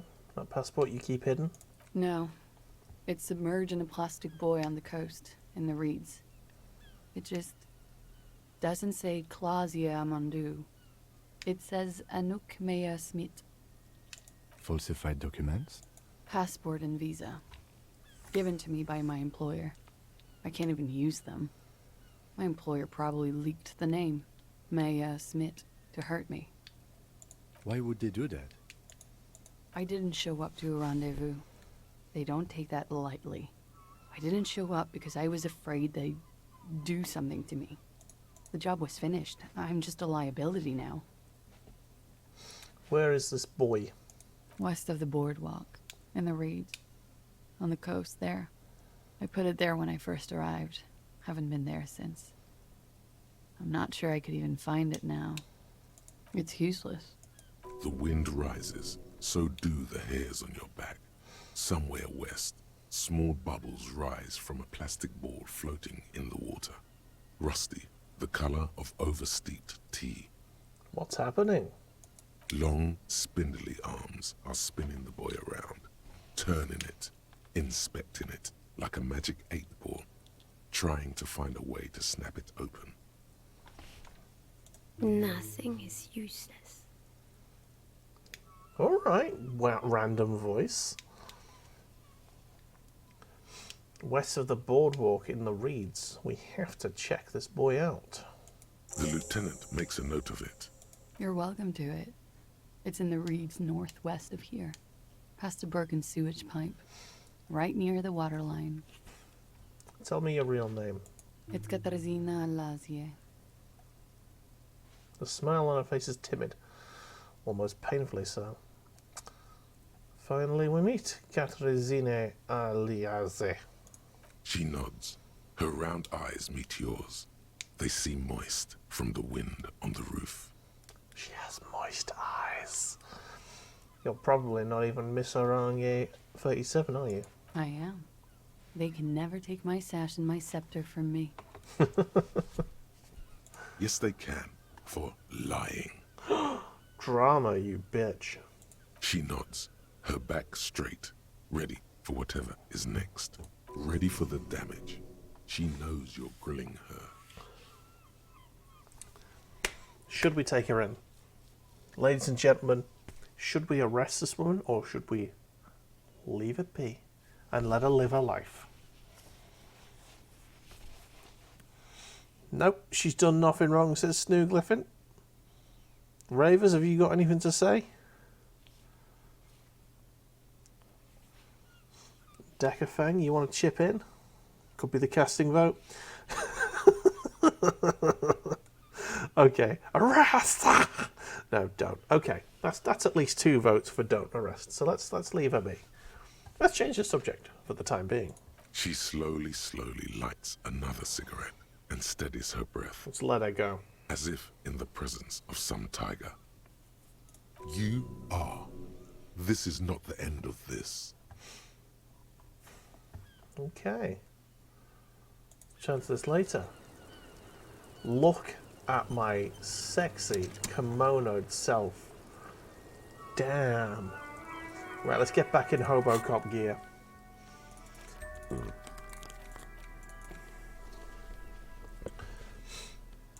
Hobo Cop. Honorable one, you have accumulated a substantial amount of honor points on your life path. You are a man most virtuous. Wait, there were honor points? Of course there were honor points. Did you think no one was paying attention to all of your honorable deeds, honorable one? I'm going to try my best. It's the most any of us can do. Oh, the modesty on this one. Another 10 honor points for you, sir. Damn. We got another 4 coming in. You are on the fast track to becoming one of the rarest, most revered of all police officers, an honor cop. Honor Cop. I like the sound of this one. Isn't honor sort of an archaic concept? Living in the name of virtue and doing noble deeds while expecting nothing in return is not archaic. How can you even think that? Selflessness forms the basis for the warrior code, an ageless code, as fit for nomadic Ilmaran tribes traversing the vast Red Plateau in Provincia Gordi, as it is for your neighborhood postman. A warrior code, you say? I do feel like a warrior. This whole thing is beginning to sound very me. Mm-hmm. You are like a wandering night monk, setting right the wrongs of the world you come upon. Are you ready to drink deep from the cup of honor? My honor is my life. Yes, your deeds have spoken for you, honorable one. But to fully drape oneself in an eternal cloak of honor, a ritual must be completed. Ravers isn't liking this honor thing. Of honor. Even among the honorable, Only the most dignified are deemed worthy. But you, O Honorable One, have excelled in honor. Honor comes from deep within you, and to truly know oneself, to know one's honor, one must reach deep within oneself and touch one's honor. Touch one's honor.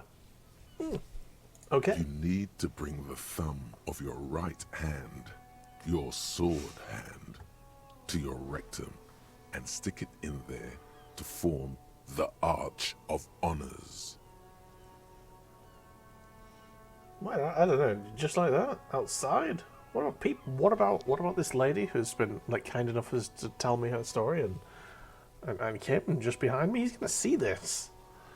People will be in awe, admiring a police officer most honorable, in a sacred ritual of uttermost righteousness. Ravers, I'm starting to feel like I don't like this honor thing myself.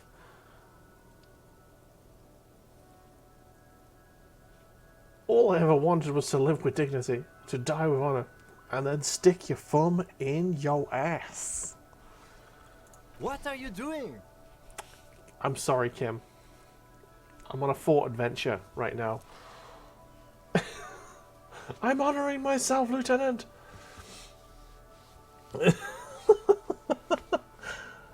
Nothing you wouldn't understand is an honor thing. Who, me? Oh, there you go. I've got a decent out. Scratching my ass. What's the big deal? The big deal? I guess we really do come from different upbringings. Oh, Kim. Open your mind a little, mate. Open your mind. Good. That was a lie, most honorable. Sometimes we must hide the truth from those who wouldn't understand it. The less honored ones.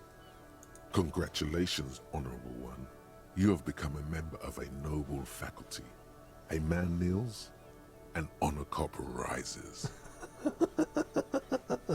Go forth and commit even more honorable deeds.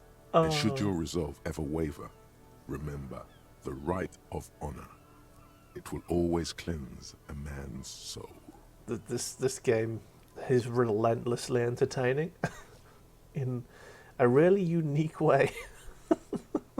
It is an honor to serve with you, Honor Cop. Holy shit, I've got 2 experience points. I am getting Honor Cop right in this list immediately. Confirm. Where's Honor Cop?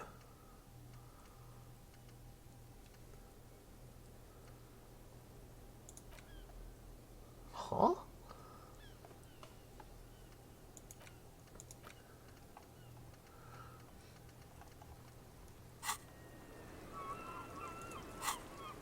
Sorry, what? Oh, shit. I don't actually have anything. Oh, overproductive honor glands. There you go. They say nameless heroes need no credit. Doing the right thing is reward enough. But deep down, an honorable man knows knows there will be a reward. Oh yes, the honorable shall inherit the world, and you, Comte d'Honor, will lead the charge with your thumb held high, covered in shit.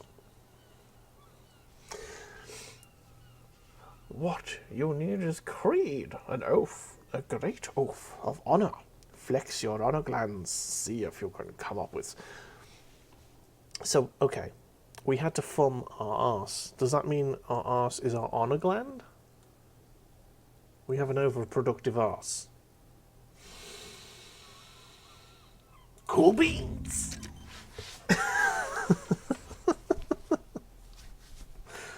Let's do it. -4 drama. Dishonorable to lie. We can't lie anymore. Dun dun dun. Look at this fucking boy here. Just look at him massaging his little face.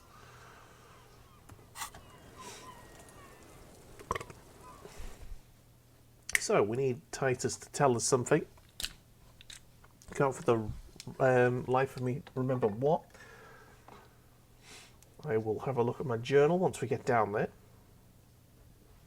Might need to take a quick piss break, if that's alright with yous.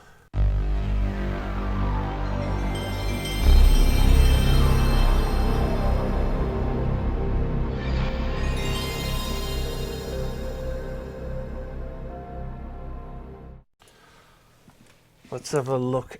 Right, journal. So, make Titus give up Ruby's location. That's what we're looking for. Alright, let's have a chat to Titus about Ruby. Hiya, Titus. How's it going? It's you again. What is it? What is it?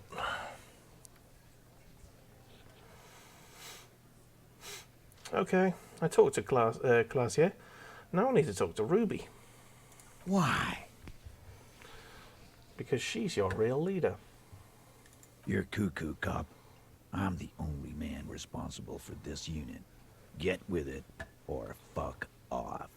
How many times must I tell you? Yeah, fuck off!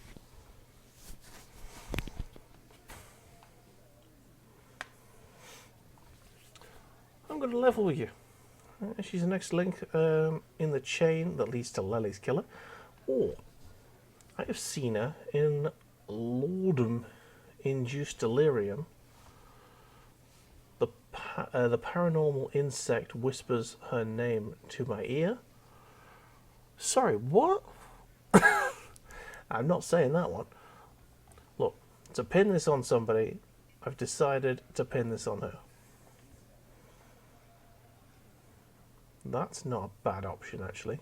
I need to pin this on someone. I've decided to pin it on her. A civil war is brewing, and the only way to prevent this is to solve the murder.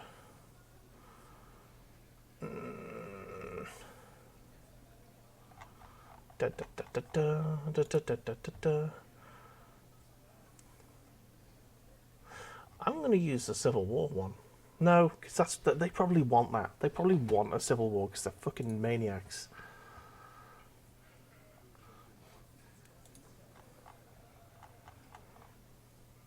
I'm going to level you. She's the next link to the chain that leads me to Lely's. Sounds like you're making her a suspect in this. Not on my watch, you're not. Ruby's one of us. We're not gonna throw her under your moral intern steamroller. Fuck that shit. And fuck you too, moral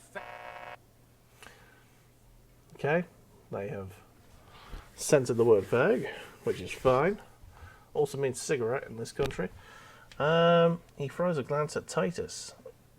As the last syllable leaves his lips, the big guy sighs. Ruby is missing. If you hide from the police in a murder investigation, you become a suspect. You know how it works, guys. That's nothing. That's just legalese. You don't even have a sound theory. I don't want to be rude, but we're trying to get some R&R here. Think you could fuck off now? I think we'll keep sticking around, Titus. You'll be surprised at how quickly a theory presents itself if you keep looking. I need to present a solid theory. Alright, let's get the logic stuff on. Let's get our logic pants on, everyone. Logic pants.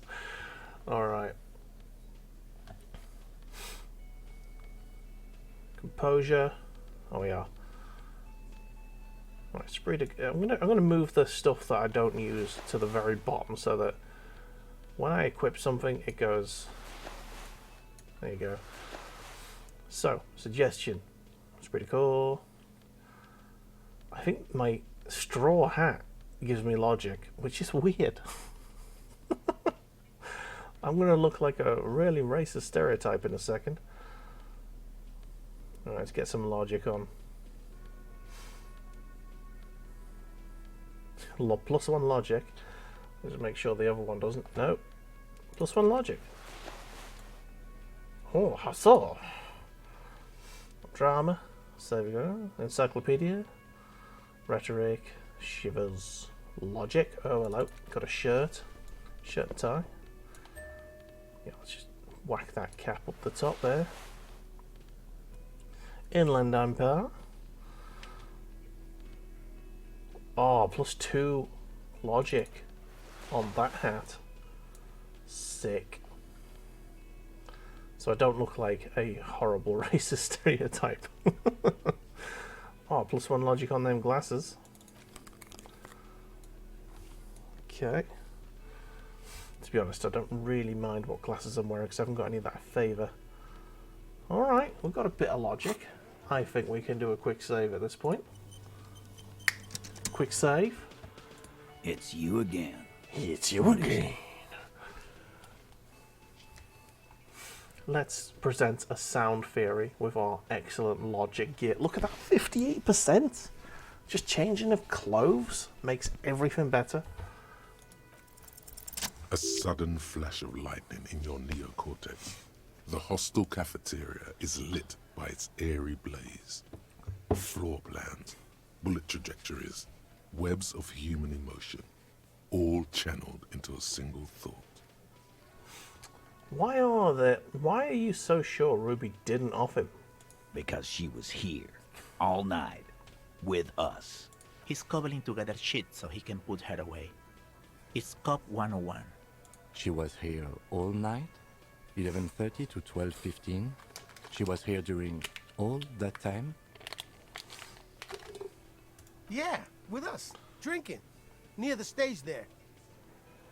He points at the karaoke stage. She didn't go to the toilet? No. The whole 45-minute window, she was with you all the time? All right. She took a fucking leak, okay? For one moment. Maybe went out, too. She has a complex operation to run from her lorry. She's a busy girl. Always has been. Of course. Ruby is the lady driver in this great big jam mystery. Fucking... Probably. You'll have to keep investigating. They'll never open up about it. Fucking jigsaw pieces, man. Colliding and fitting together. This is amazing. I love this. Just because she was gone for 5 minutes doesn't mean she magically got to the roof and shot the merc. I've been through this. It's not plausible. He's been through it. That means he suspected her too. All right, we're in. We got Ruby unaccounted for sometime during the window. This was crucial. Now let's place her on that roof. Okay, you do agree that the shot came from the roof, right? Why not? You can't draw a straight line into Clausia's window from any of the surrounding buildings. Not from what I know about Martinez. Maybe from the coast. But like I said, I've been too busy dealing with you idiots. So no, I don't think it was a sniper. It was close up.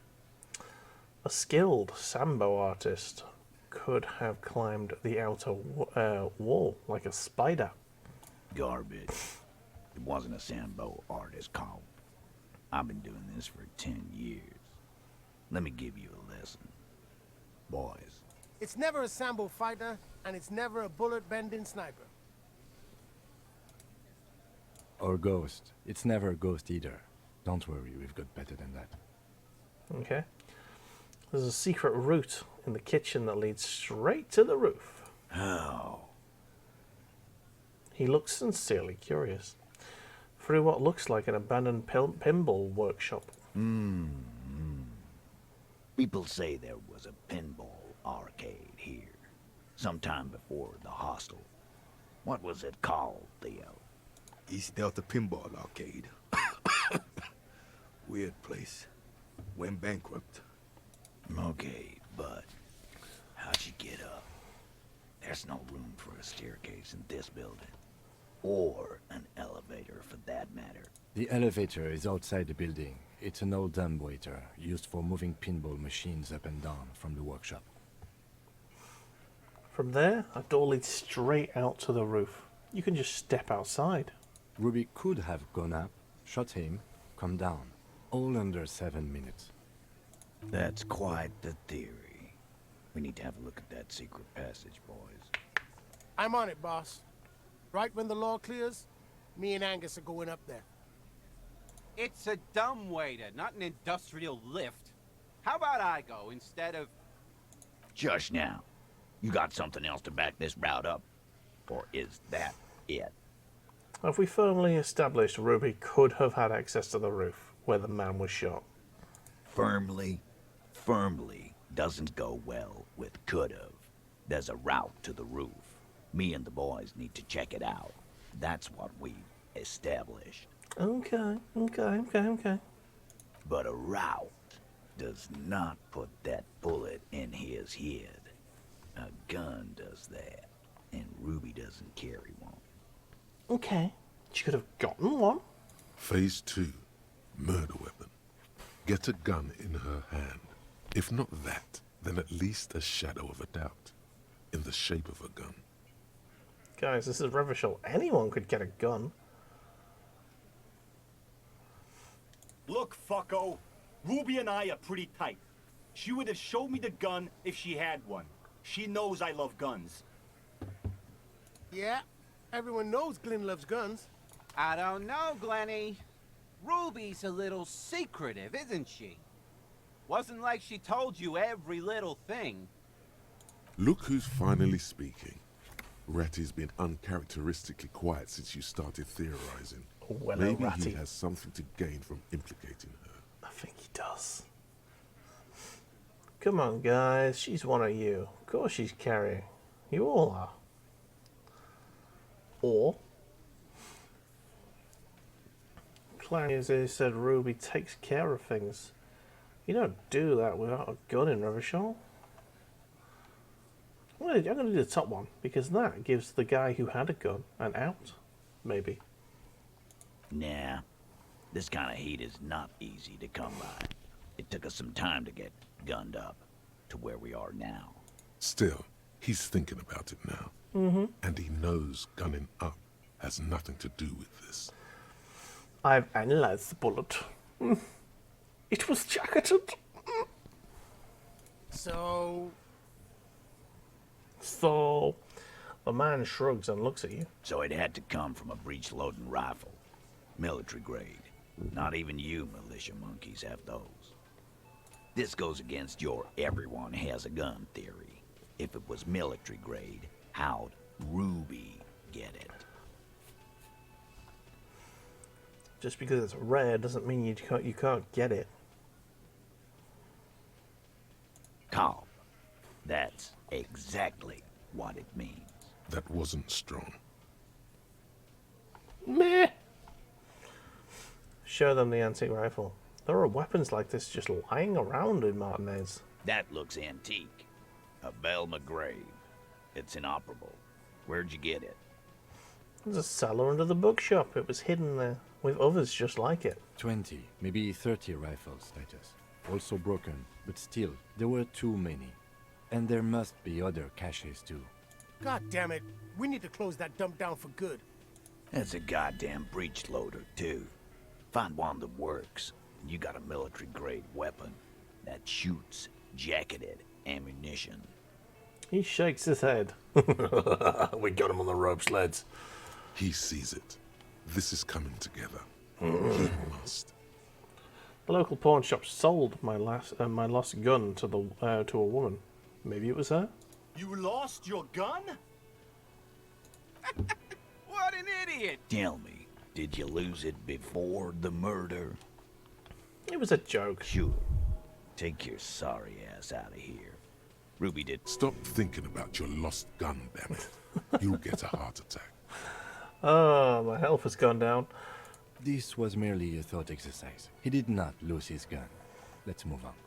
I didn't say I'd prove she had the murder weapon, just that we'd need to find her. I don't knock up. Why don't you find your lost gun first? Hey, lost gun right here. Lost and found. Easy now, Al. This isn't comedy hour. Titus, we're not seriously considering it, are we? Ruby wouldn't do this. Why would she do something like this? Why, indeed. We need to find out. Phase 3. Motive. The last component. It's not why did she kill him, it's why did she organize the cover-up.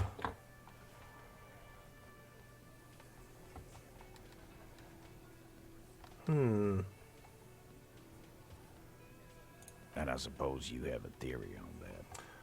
She could have just been covering up for herself, Titus. Think about it. Why go through all that effort? It was her idea, wasn't it?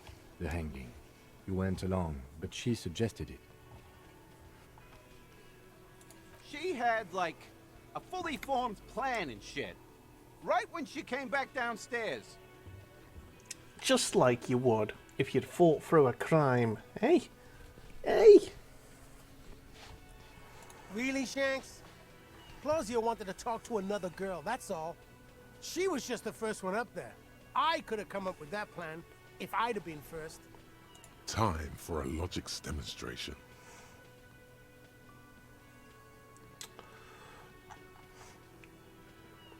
Let's pick on Eugene. Because do you know what? No, Titus doesn't like us. Yeah, Titus doesn't like us talking to his sidemen. Let's talk directly to Titus now.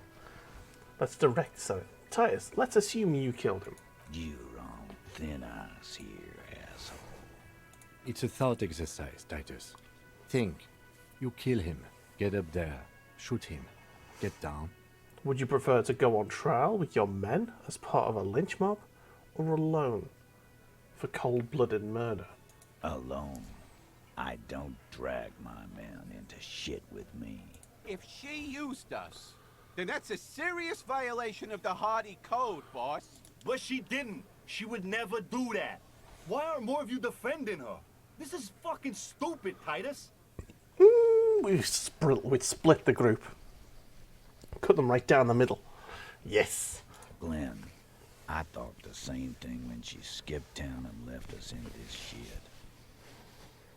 Oh, so he didn't rule her out completely. And she skipped town. This is good. Yes, it is. It certainly is. Maybe it's all part of a leadership challenge against you, Titus. There's no fucking leadership challenge. Just when I thought you were taking this seriously, cop, you put your head in your ass. Man, now he's just throwing shit against the wall to see what sticks. Okay. We ruled out infighting. That's how this works, by exclusion. Remember, all we need to do is rule Ruby out too. That's all this is.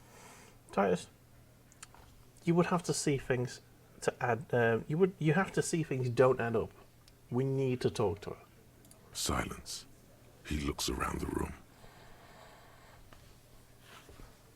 The old man in the corner nods. A very small nod. And a trickle of tobacco spit on his lip. The old man. He's given the go-ahead. Yeah, I see it.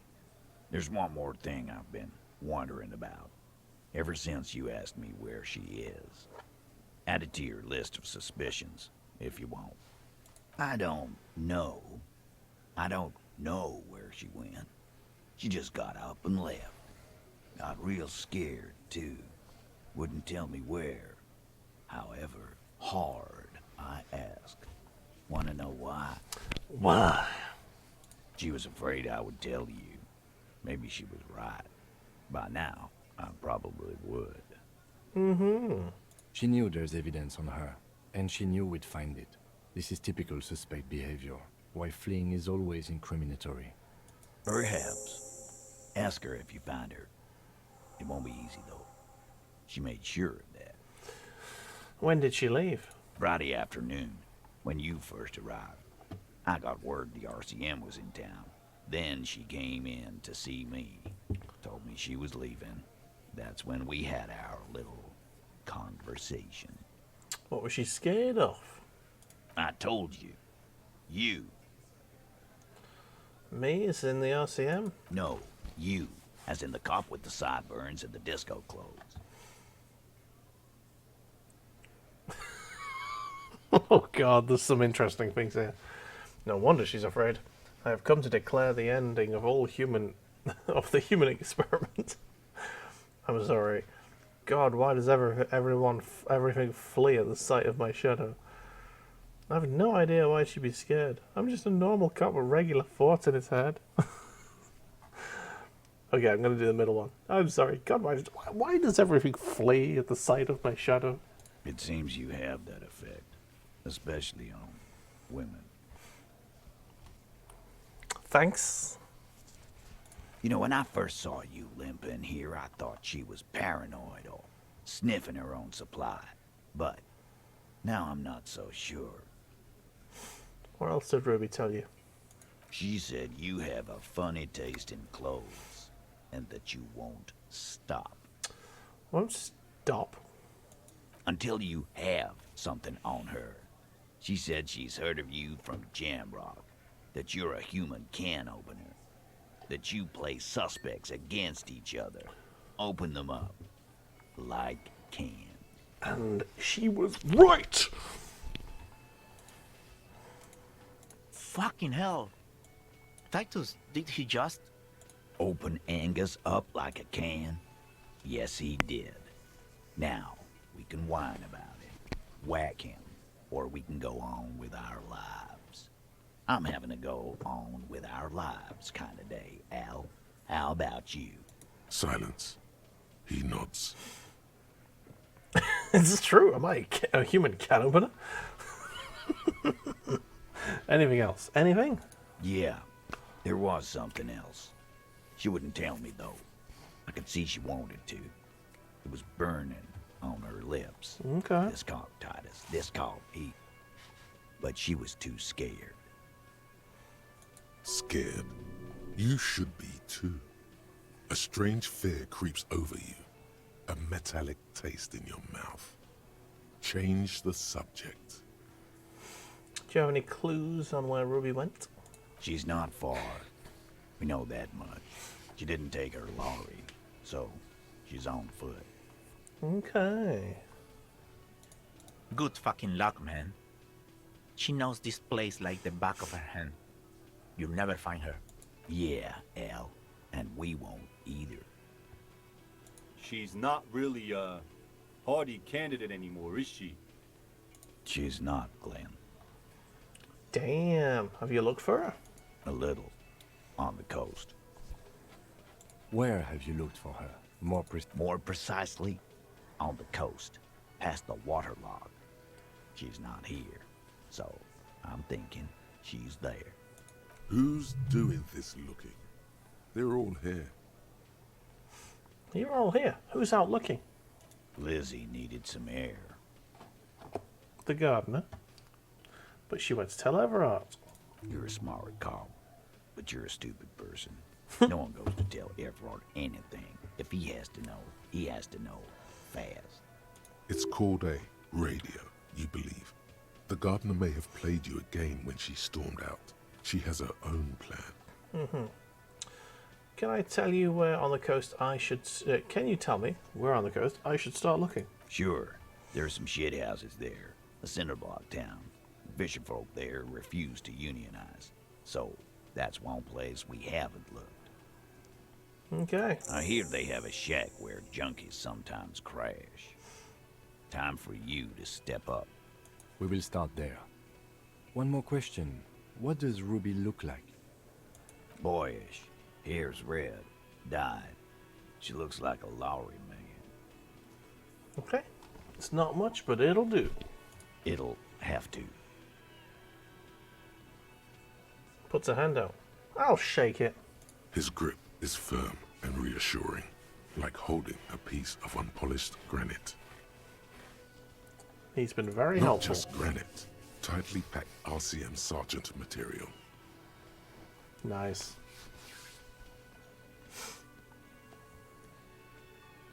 Just, Ooh, should we tell Titus that you should be a cop, or should we just think that? That's gonna piss him off, or will it? We've bested him, and now we're saying you should definitely be a cop, sir. Is it? I'm gonna tell him. I'm gonna tell him.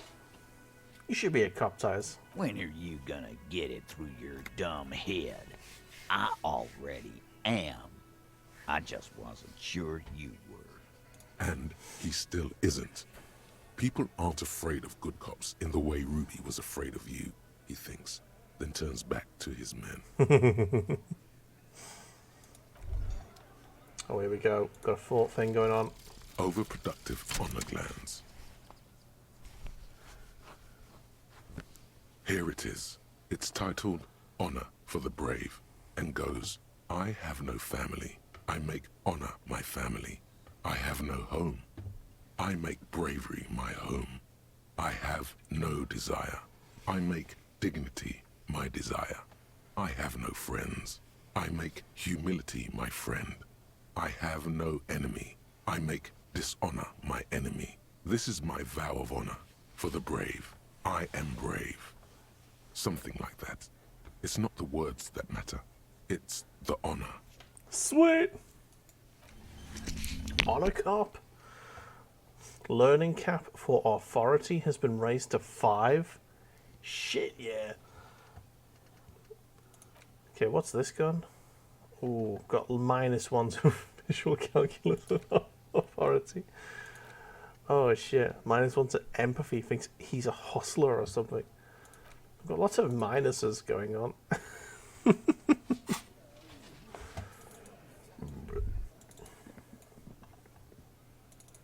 Alright, let's go looking in the fishing village, shall we?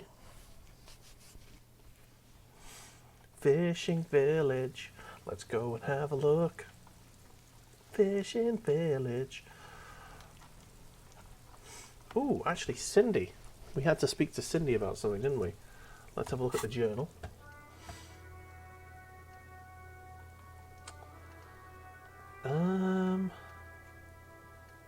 Find the murder weapon. Locate a working firearm. Dead body on the boardwalk. Call Jamrock Public Library. Ooh! It's daytime, we can do that. Nice.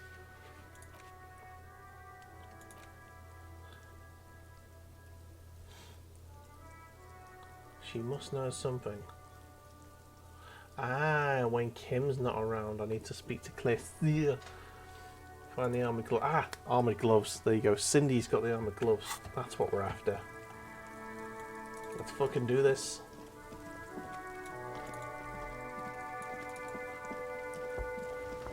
Right, Cindy's up this way. Painting the walls red.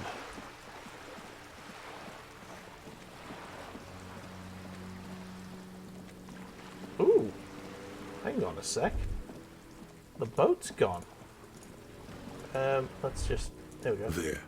Do you smell that? Smell what? Can you not detect that inimitable whiff of dissatisfaction and restlessness, that sense that the world is in need of dramatic, even violent reordering? No. Close your eyes and take a deep breath. What do you smell? The first thing that strikes you is the overwhelming brine. You imagine yourself underwater, a 100-legged arthropod scuttling along the murky silt at the bottom of the sea. But then the unmistakable reek of seagull shit hits you. Seagull shit does that. On the air currents. An acrid melody atop mouldering cords of wood rot and heavy fuel oil. Fun fact about seagull shit. My dog fucking loves it. My dog Luke, if he smells seagull shit, he wants to roll in it immediately and put it all over him. I have no idea why. He's weird. Everything in order, detective?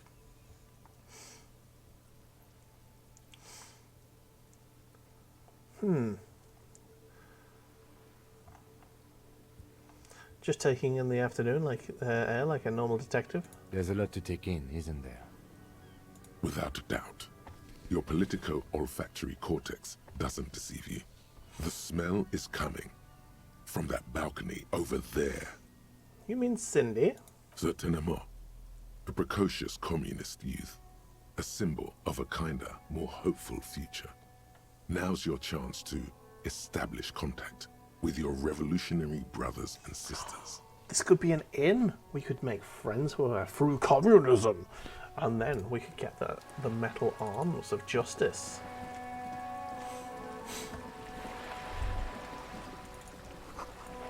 Went to the village off on the coast, officer. See you there. Alright, so Joyce is on the village by the coast. Let's go and say hello to Cindy from up there. I should probably not bother having my pistol on me, because that would probably look threatening. I'm trying to make friends through communism. Glorious communism. There's the balcony door.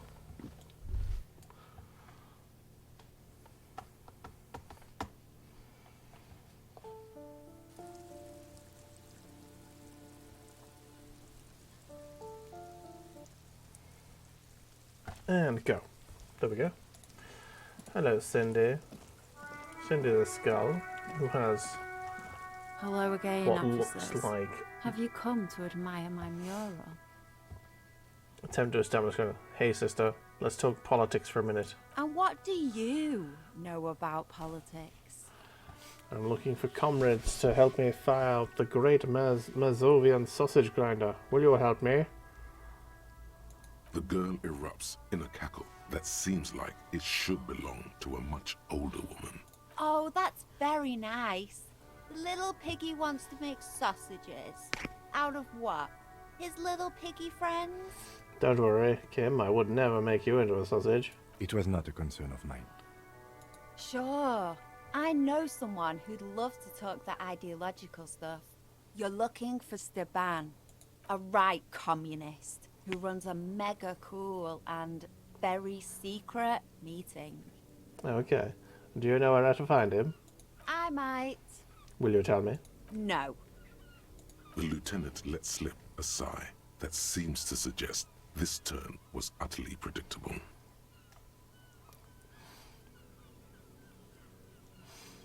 I guess I should just give up. Nothing ever works out for me. No. Just tell me what you want me to do. A wicked grin extends across her face. Oink for me, piggy. Just once. Come on, this is no way to treat your revolutionary brother. Wrong! This is exactly how I treat my little brother. Oink oink. There, that wasn't so bad, was it? The lieutenant, needless to say, is not impressed. Shut up, Kim. Sounds like you're really serious about Steban's group meets only at night. In an old room in these apartments here. It just so happens you're in luck. Their weekly meeting is tonight. Poke your snout around sometime after 10 p.m. and you might just find them. Hold on, what else can you tell me about this Steban? Just that he's a real communist. Not like the play acting you've been doing. The rest, you'll have to see for yourself. That's very helpful, thank you, Cindy. Hold on. You didn't think it would be that easy, did you? See, Steban's a bit on the paranoid side. He's got all these mega secret passphrases to keep out infiltrators and the like. You can't join the meeting without one. Do you know the passphrase? Sure, I do. Steban trusts me. You're not going to tell me, are you? Why would I? That would be so boring. Now, let's see if you're half as dedicated a communist as you say you are. That's enough. Off with you then. Huh. Do you have any idea what happened to the hangman's armor? What do I care about some fucking tin eggshells?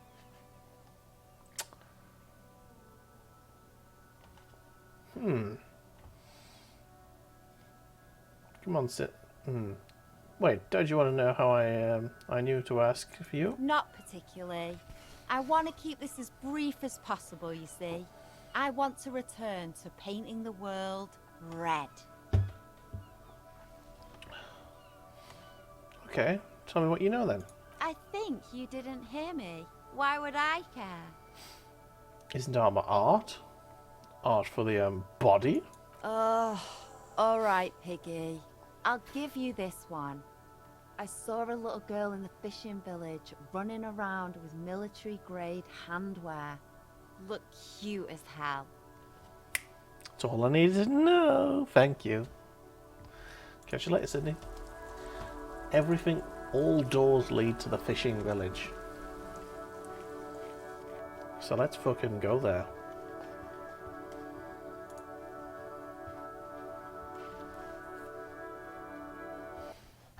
Fishing village.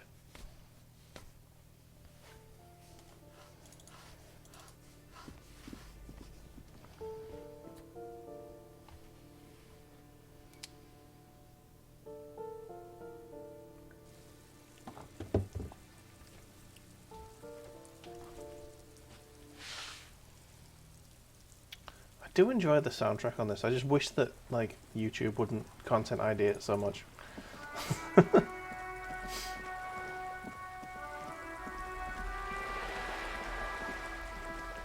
Okay, so at this point I'm going to shove my normal clothes back on. Armour and the hat. There we go.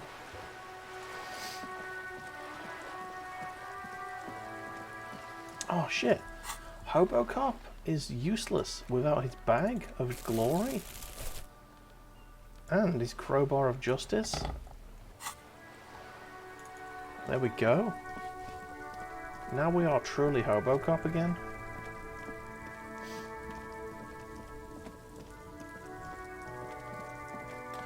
Yeah, I've got fucking no money at all here.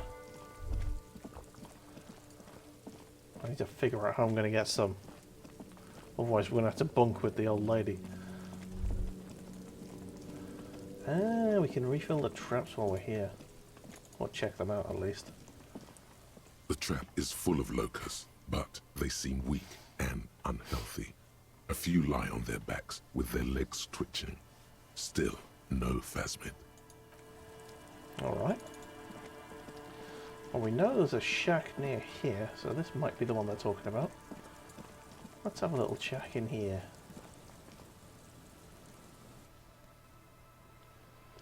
Ruby may be hiding here.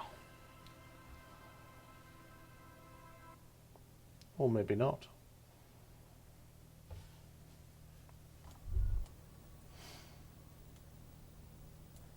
No. Nothing in there. I think I know where Ruby is. There's an entrance to the factory from the roof. And we couldn't get in the ladder. I think we need to sort of conclude that she's in there and then climb the ladder. I think that's probably what we're going to end up having to do.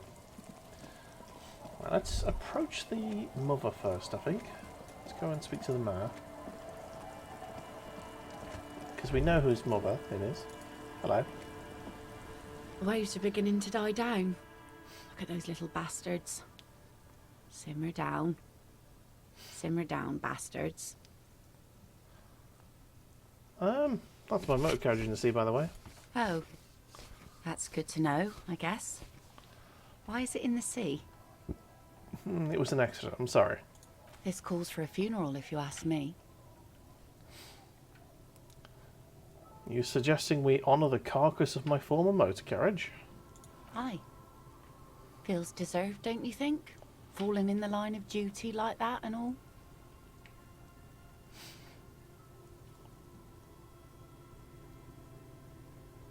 What an odd thought. Maybe I should. Why odd? Our things are a part of our life world. They're made with our human sweat and they share human history. We should care about them as we care about humans. To some extent, at least. Alright, I'm in. But organising a funeral takes a lot of time and effort, doesn't it? Oh yeah? You won't even be able to get it out of the water before early June. And where are you going to bury it? Who to invite? What music to play at the wake? Take it from someone who's been through a few funerals. It's easiest to just leave them there and let nature take care of it. That's all we have time for right now anyway. Come back here in June and see how you feel about it then. It's not like it's going anywhere. Well, let's focus on things we actually can do. Absolutely. Things like what, for example? So we're looking for somewhere else, actually. Oh? Looking for a suspect who might have stayed in the neighbourhood. Okay. When did this person stay here? Very recently. Over the past few days, she might have arrived on Friday. Oh. I've been out on the sea for most of the past week. The weather's been good for fishing, so I usually start at 4 in the morning. Really? Yes, that's the optimal time. Got to make the most of the calm. I've been sleeping like a corpse after. The sea really takes its toll. Now I'm just waiting for the wind to settle to get out there again. Sorry I couldn't help you out. Maybe I can help you find someone else. No, no worries. Well, how can I assist you then, officer? You see, yeah? Right, let's have a chat with this woman. Hello. What are you doing here? I'll just keep the Corda Lacey in the channel, if that's okay. It's too shallow near the pier. She winds a mooring line around the post. Aye, ma'am. And it's a jetty, by the way. Of course. Jetty. I prefer a good jetty to a pier any day. Jetty. Hello, ma'am. Hello, detectives. She fastens the end of the line around the post and straightens her back. It's good to see you here. I only just arrived myself. What brings you here, madame? Nothing, really. I've had my eye on this jetty for weeks now, so I decided to investigate it personally. This cluster of buildings isn't on any of the official maps, as far as I can tell. So how do you like it here? How do I like it? She casts her gaze towards the village. Slush melting in the cinder blocks of construction. In the cinder blocks. Construction work left half finished 10 years ago. Blimey. Water drips down eaves of eternite. The jetty below her feet creaks to the tune. The smell of salt and dog shit in the background. Salt and dog shit. That is a very unique spell. It's pornographically poor. The street has no name. All the men are dead or missing. And is that the carcass of a motor carriage over there? She squints her eyes. I'm surprised that woman hasn't put me to the sword yet. Maybe she will. You should ask your questions while you can. Dark eyes survey the coast leading up to Martinez. Dull grey metal rests in her scabbard. A sword. The wind is too loud for her to hear. Fortunately for you, madame, the RCM is on the scene.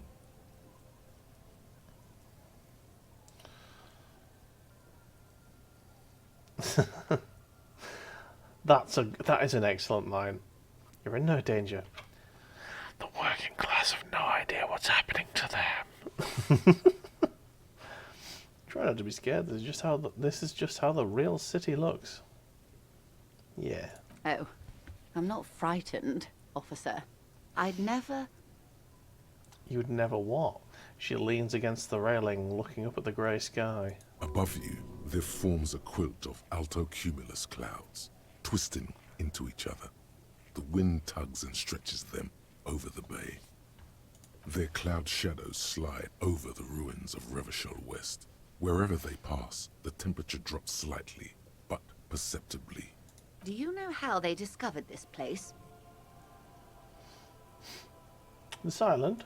No, the Insulindian Isola. No, I don't know why they discovered it. Well, your condition has left you no worse off than most of these people. The literacy rate is around 45% west of the river. 50 years of occupation have left these people in an oblivion of poverty. 45% is around where I operate. Things are getting better though. I'll say nothing. It's a pity. Most of these people will never know what this place means, this island of matter, or why they were ferried over in the first place. Remind me to tell you one day. For Correct. now, how can I assist you in this new location? Tell me now, we have time. Do we? He glances to his watch. It doesn't look like he does. I hear you have singled out a suspect and are in pursuit. This is cause for cautious optimism. I would not want to delay you. Maybe there is something else I can assist you with while you're hot in pursuit? I don't think there is actually. None of these are lit up. Talk about lynching. Of course. Anything to help. No, nothing lit up. I am sorry to have been the bearer of... Don't think there's anything here. Right, let's have a chat to the old woman. She might know something. Hello?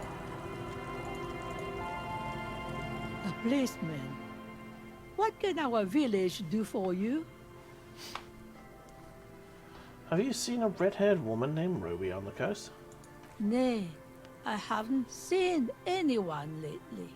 Because she's blind, which you seem to have forgotten. Oh, because you're blind, right. Now I'm going to say, okay, but do you know who I'm talking about? This is my little cinder block town. I know what goes on around here. There was a murder in Martinez. She might be a suspect.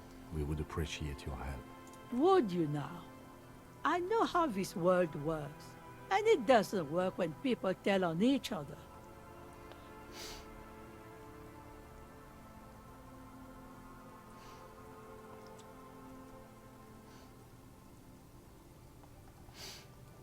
You know something. We're here to help. Aye, that you are, Dark Omen. Help yourselves and your organization. Help the storm clouds gather on the horizon. She shakes her head. Enough of this. She better start talking right now. I see. You know something, but you've decided not to tell us. There's not much to tell. People come and go. Now, was there something else? I see, ma'am. I hope you don't mind if we look around anyway. Ruby was here. You know it. Absolutely. You need to look into these shacks, especially hers. Actually, is that free room still available? Change your mind, did you? I thought you might. Won't find a better deal than free. Don't make this old woman regret giving the police the key to her house. Here.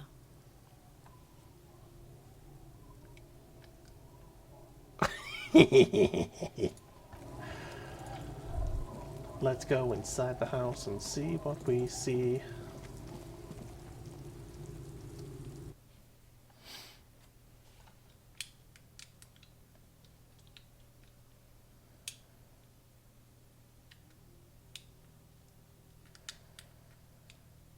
Also, we get a free room. It feels safe and warm in here, not like outside. Ruffled grouse taxidermy. Nice.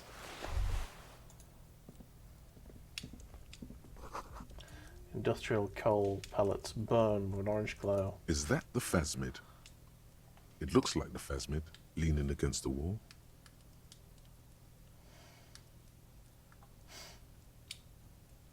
Try to sneak up on the phasmid. It's not the phasmid.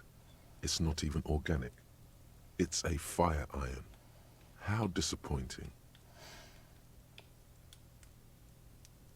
That's what I get for trying to be a scientist instead of a cop. I mean, I'm not even a good cop. You were just following your instincts, your destiny. You're meant to find the phasmid. Just maybe not here. Give the dream of discovering the Insular Universe a rest for now. Hello, you. Little girl. Mister, what were you doing in my fireplace? There was a phasmid in it. I was trying to catch it. Oh. Okay. I heard there was a girl here with who had armored gloves. Is that you? Oh. I had gloves. Very big ones. Heavy, too. Where did you get these gloves? Found them when Lemmy and I were playing hide and seek. In an empty house.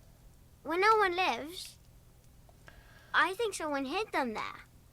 She doesn't want you to think she stole them. And where are the gloves now? I hid them. The twins were gonna take them. They're stupid. She lifts her stuffed toy up and looks into its remaining eye, as though searching for confirmation. We're going to need those gloves. It's for important police business. He enunciates the last two words carefully. Oh. She doesn't seem to understand, but the lieutenant's tone has conveyed to her the important part. They're in my sandcastle. Behind our house. Under the sand. You can break the castle. It's not very good. Aww. Do you know anyone named Ruby? Ruby. Ruby. Suddenly the girl gets all serious and leans in as if she's about to tell you a secret. My mom tells me I'm a big girl, but she doesn't know that I can't say Earl. Or like, sometimes I can, but then Uller. Kids. Kids. Are you Lillian's daughter? Yes, I am. Little Lily. You know my mom? Yeah, we met earlier. That's nice. My mom is great. She's never angry or anything. Cool beans. Are the twins outside your brothers? Yes. They don't want to play with me. They're older and play outside. They look the same. Sometimes I can't tell them apart. They look identical, right? I said the same thing. They look identical. Okay, she doesn't understand identical. That's fine. What's this? Show her the stuffed bird you took from the ceiling. It's a grouse. It's a grouse. You might be able to get on Gart's good side if you replace the broken scooter you almost certainly broke. Yeah, what's it for? I don't know. Can I have it? I know someone who really likes stuffed birds. Sure. I mean, you already took it. I don't like it anyway. Nice. It looks angry. What's that thing you're holding? Pointing at the toy. It's Lammy. He's my friend. Sort of. Like... She holds the fuzzy beast up to you to demonstrate.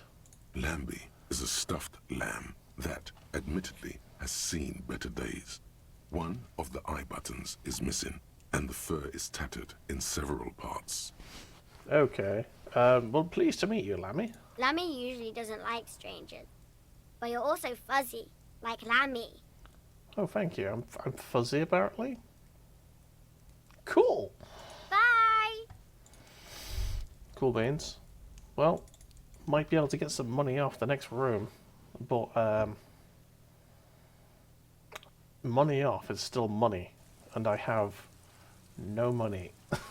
I've got like 9 cents or something. I might need to sell something. Anyway, there's a sandcastle here. I need to dig in it to get some armor. Weather has not been kind to Lily's little sandcastle. The once mighty towers are quickly eroding away. You can see something shining back to you from what must have been a vast underground catacomb network. I love the once mighty towers to describe a sandcastle. I love it. Broken? The little castle?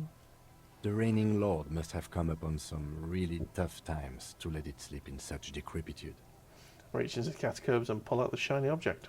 The walls and floors give way to the giant's greed, collapse and present you with a pair of ceramic gauntlets. Nice. Congratulations. That's the gauntlets down then. We're doing good on the armor collection front. And I think we all know what needs to happen now. Other than the fact I have an extra skill point to spend, which I'm going to keep hold of for now. Let's shove them gauntlets the fuck on. Yeah, Hobo Cop is getting armored, boy.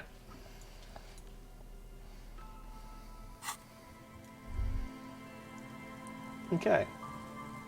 So she was definitely here. Maybe the drunkards or the children know something. Hello, children.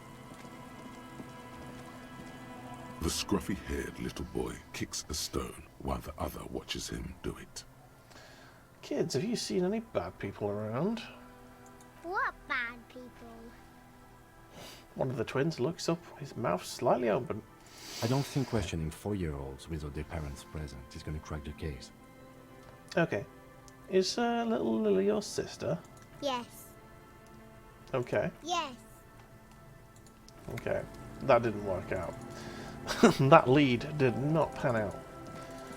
Let's have a chat with our businessman friend. He might know something. Tequila Sunset. Have you seen a red-haired woman by the name of Ruby around here lately? Can't really remember seeing any women after losing my keys. It's a touchy topic. He hasn't got laid in ages. I brought you some brews. Would you let me tell me your name now? Of course. Drink first, story later. Yeah, I've got potent pilsner. Not much, but it will do. Hey, Spiral Boy, you gonna share that? One of the other bombs interjects. Don't call Abigail. Oh, Abigail. Shut up, guys. I'm telling a story here. Something happened to you. Something happened to me, too. My actual name is George, but around here, you already know. I was once a reasonably high net worth individual. A founder/junior partner at a high-concept creative services agency. When my story begins, I had just landed a major contract with an insurance firm. Go on. I used the profits from my agency to finance what I called a cultural incubator. Abstract value generation, value per person, high-concept stuff. Yes. I developed the paradigm, worked within the paradigm, but the burden of leadership weighed heavily on me. So I went jogging every so often to keep myself sane. Hey, how many people do you have working for you? 22 full-time employees, an all-star team, a potentially historical set of individuals. Worrying about them often kept me up well into the morning hours. Did jogging help? It did. With my trusty Sansarique tracksuit, I felt like I could conquer the world. But now dreams are worn thin, much like my tracksuit. He says thoughtfully, brushing dust off his shit-stained pants. What happened? One day I left on my evening run. As you may know, it's impossible to clear your head when you're distracted by the sound of keys jangling in your pockets. He shakes the bottle and makes a ringing sound. His eyes are clouded.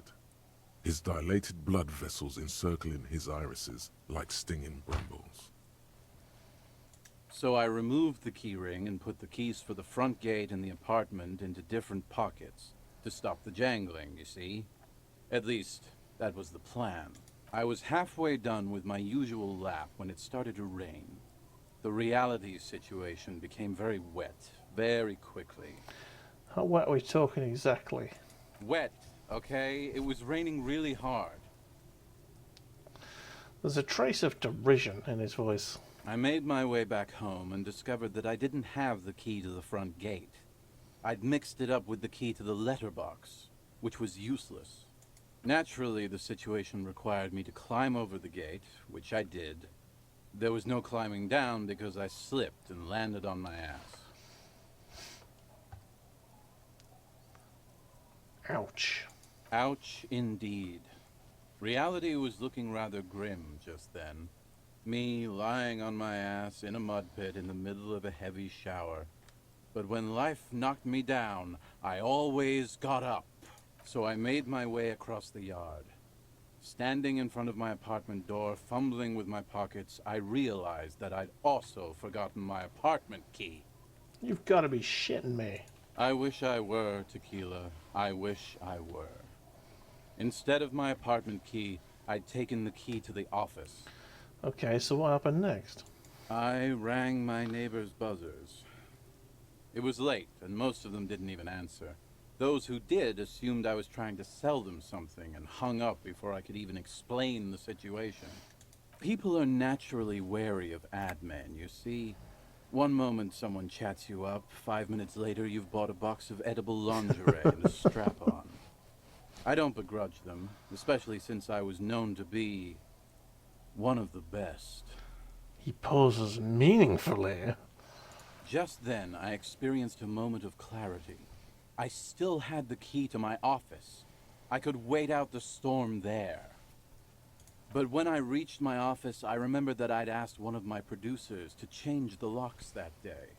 And since I hired only the best, he'd already done it, and I couldn't get in. Anyway, long story short, life spiraled out of control. I haven't gotten into my apartment for years, and my girlfriend left me because she didn't want to date a homeless man. The company, well, you see where I'm going with this. So, now you've heard my tragic tale. What do you think? Like nothing you've ever heard, huh?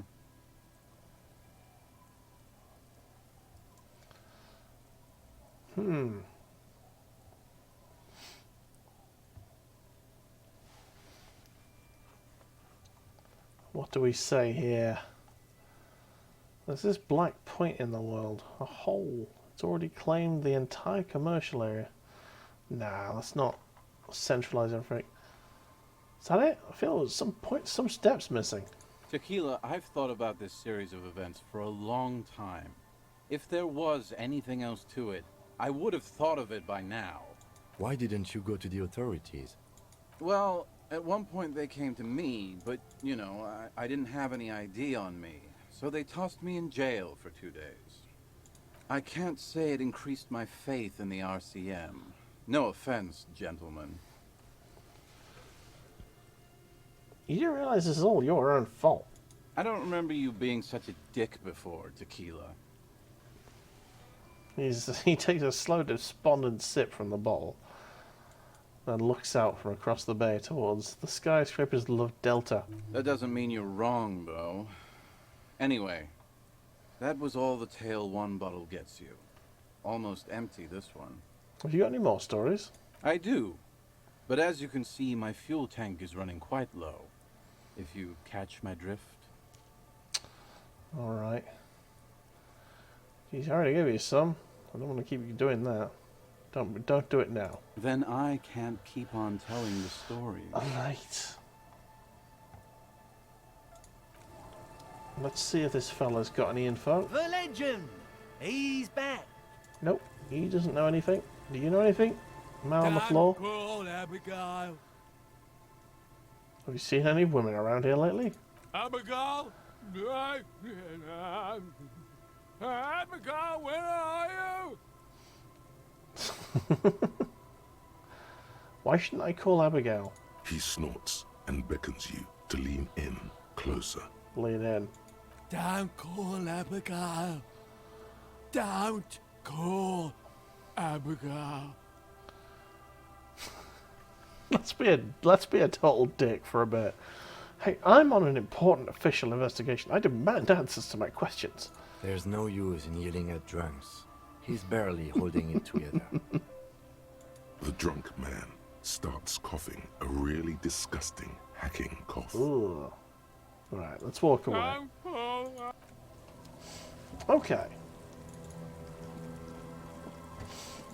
Well, I think at this point it's a good place to leave it.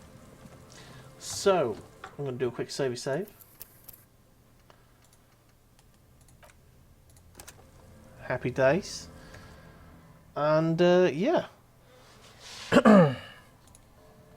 Thank you so much for being here, everyone. It's been wonderful. I've had a lovely time. I just need to mute Disco Elysium and then put some music on. Thank you everyone for joining me. I am going to be streaming again tomorrow afternoon. We'll be doing some Warhammer painting. I'll be painting some Warhammer. I'll bring something up on screen even though it's probably... Oh, there you go. Got a tank. Lehman Russ. That's what I painted last week. Oh no, I painted some Space Marines last week, but anyway. You can join us 4 times a week. You can follow me on all of these social medias. And if you want to support the show, you can head down below in my profile and there is a link to EMP, a very fun website. You can buy all sorts of stuff, band merch, video game merch, all that sort of thing. And if you use the link below, you support me. So please do that. Right, anyway, thank you so much to Ravens in Portugal, Snooglyphin for being here the whole time. Thank you so much to Decafang Mork Quest and to the Vegan Pork for popping by. And thank you to everyone who's looked. Love you all. If you enjoy what you've seen here, please consider popping me a follow. Right, we'll be off. So please join us next time. Ta-ra!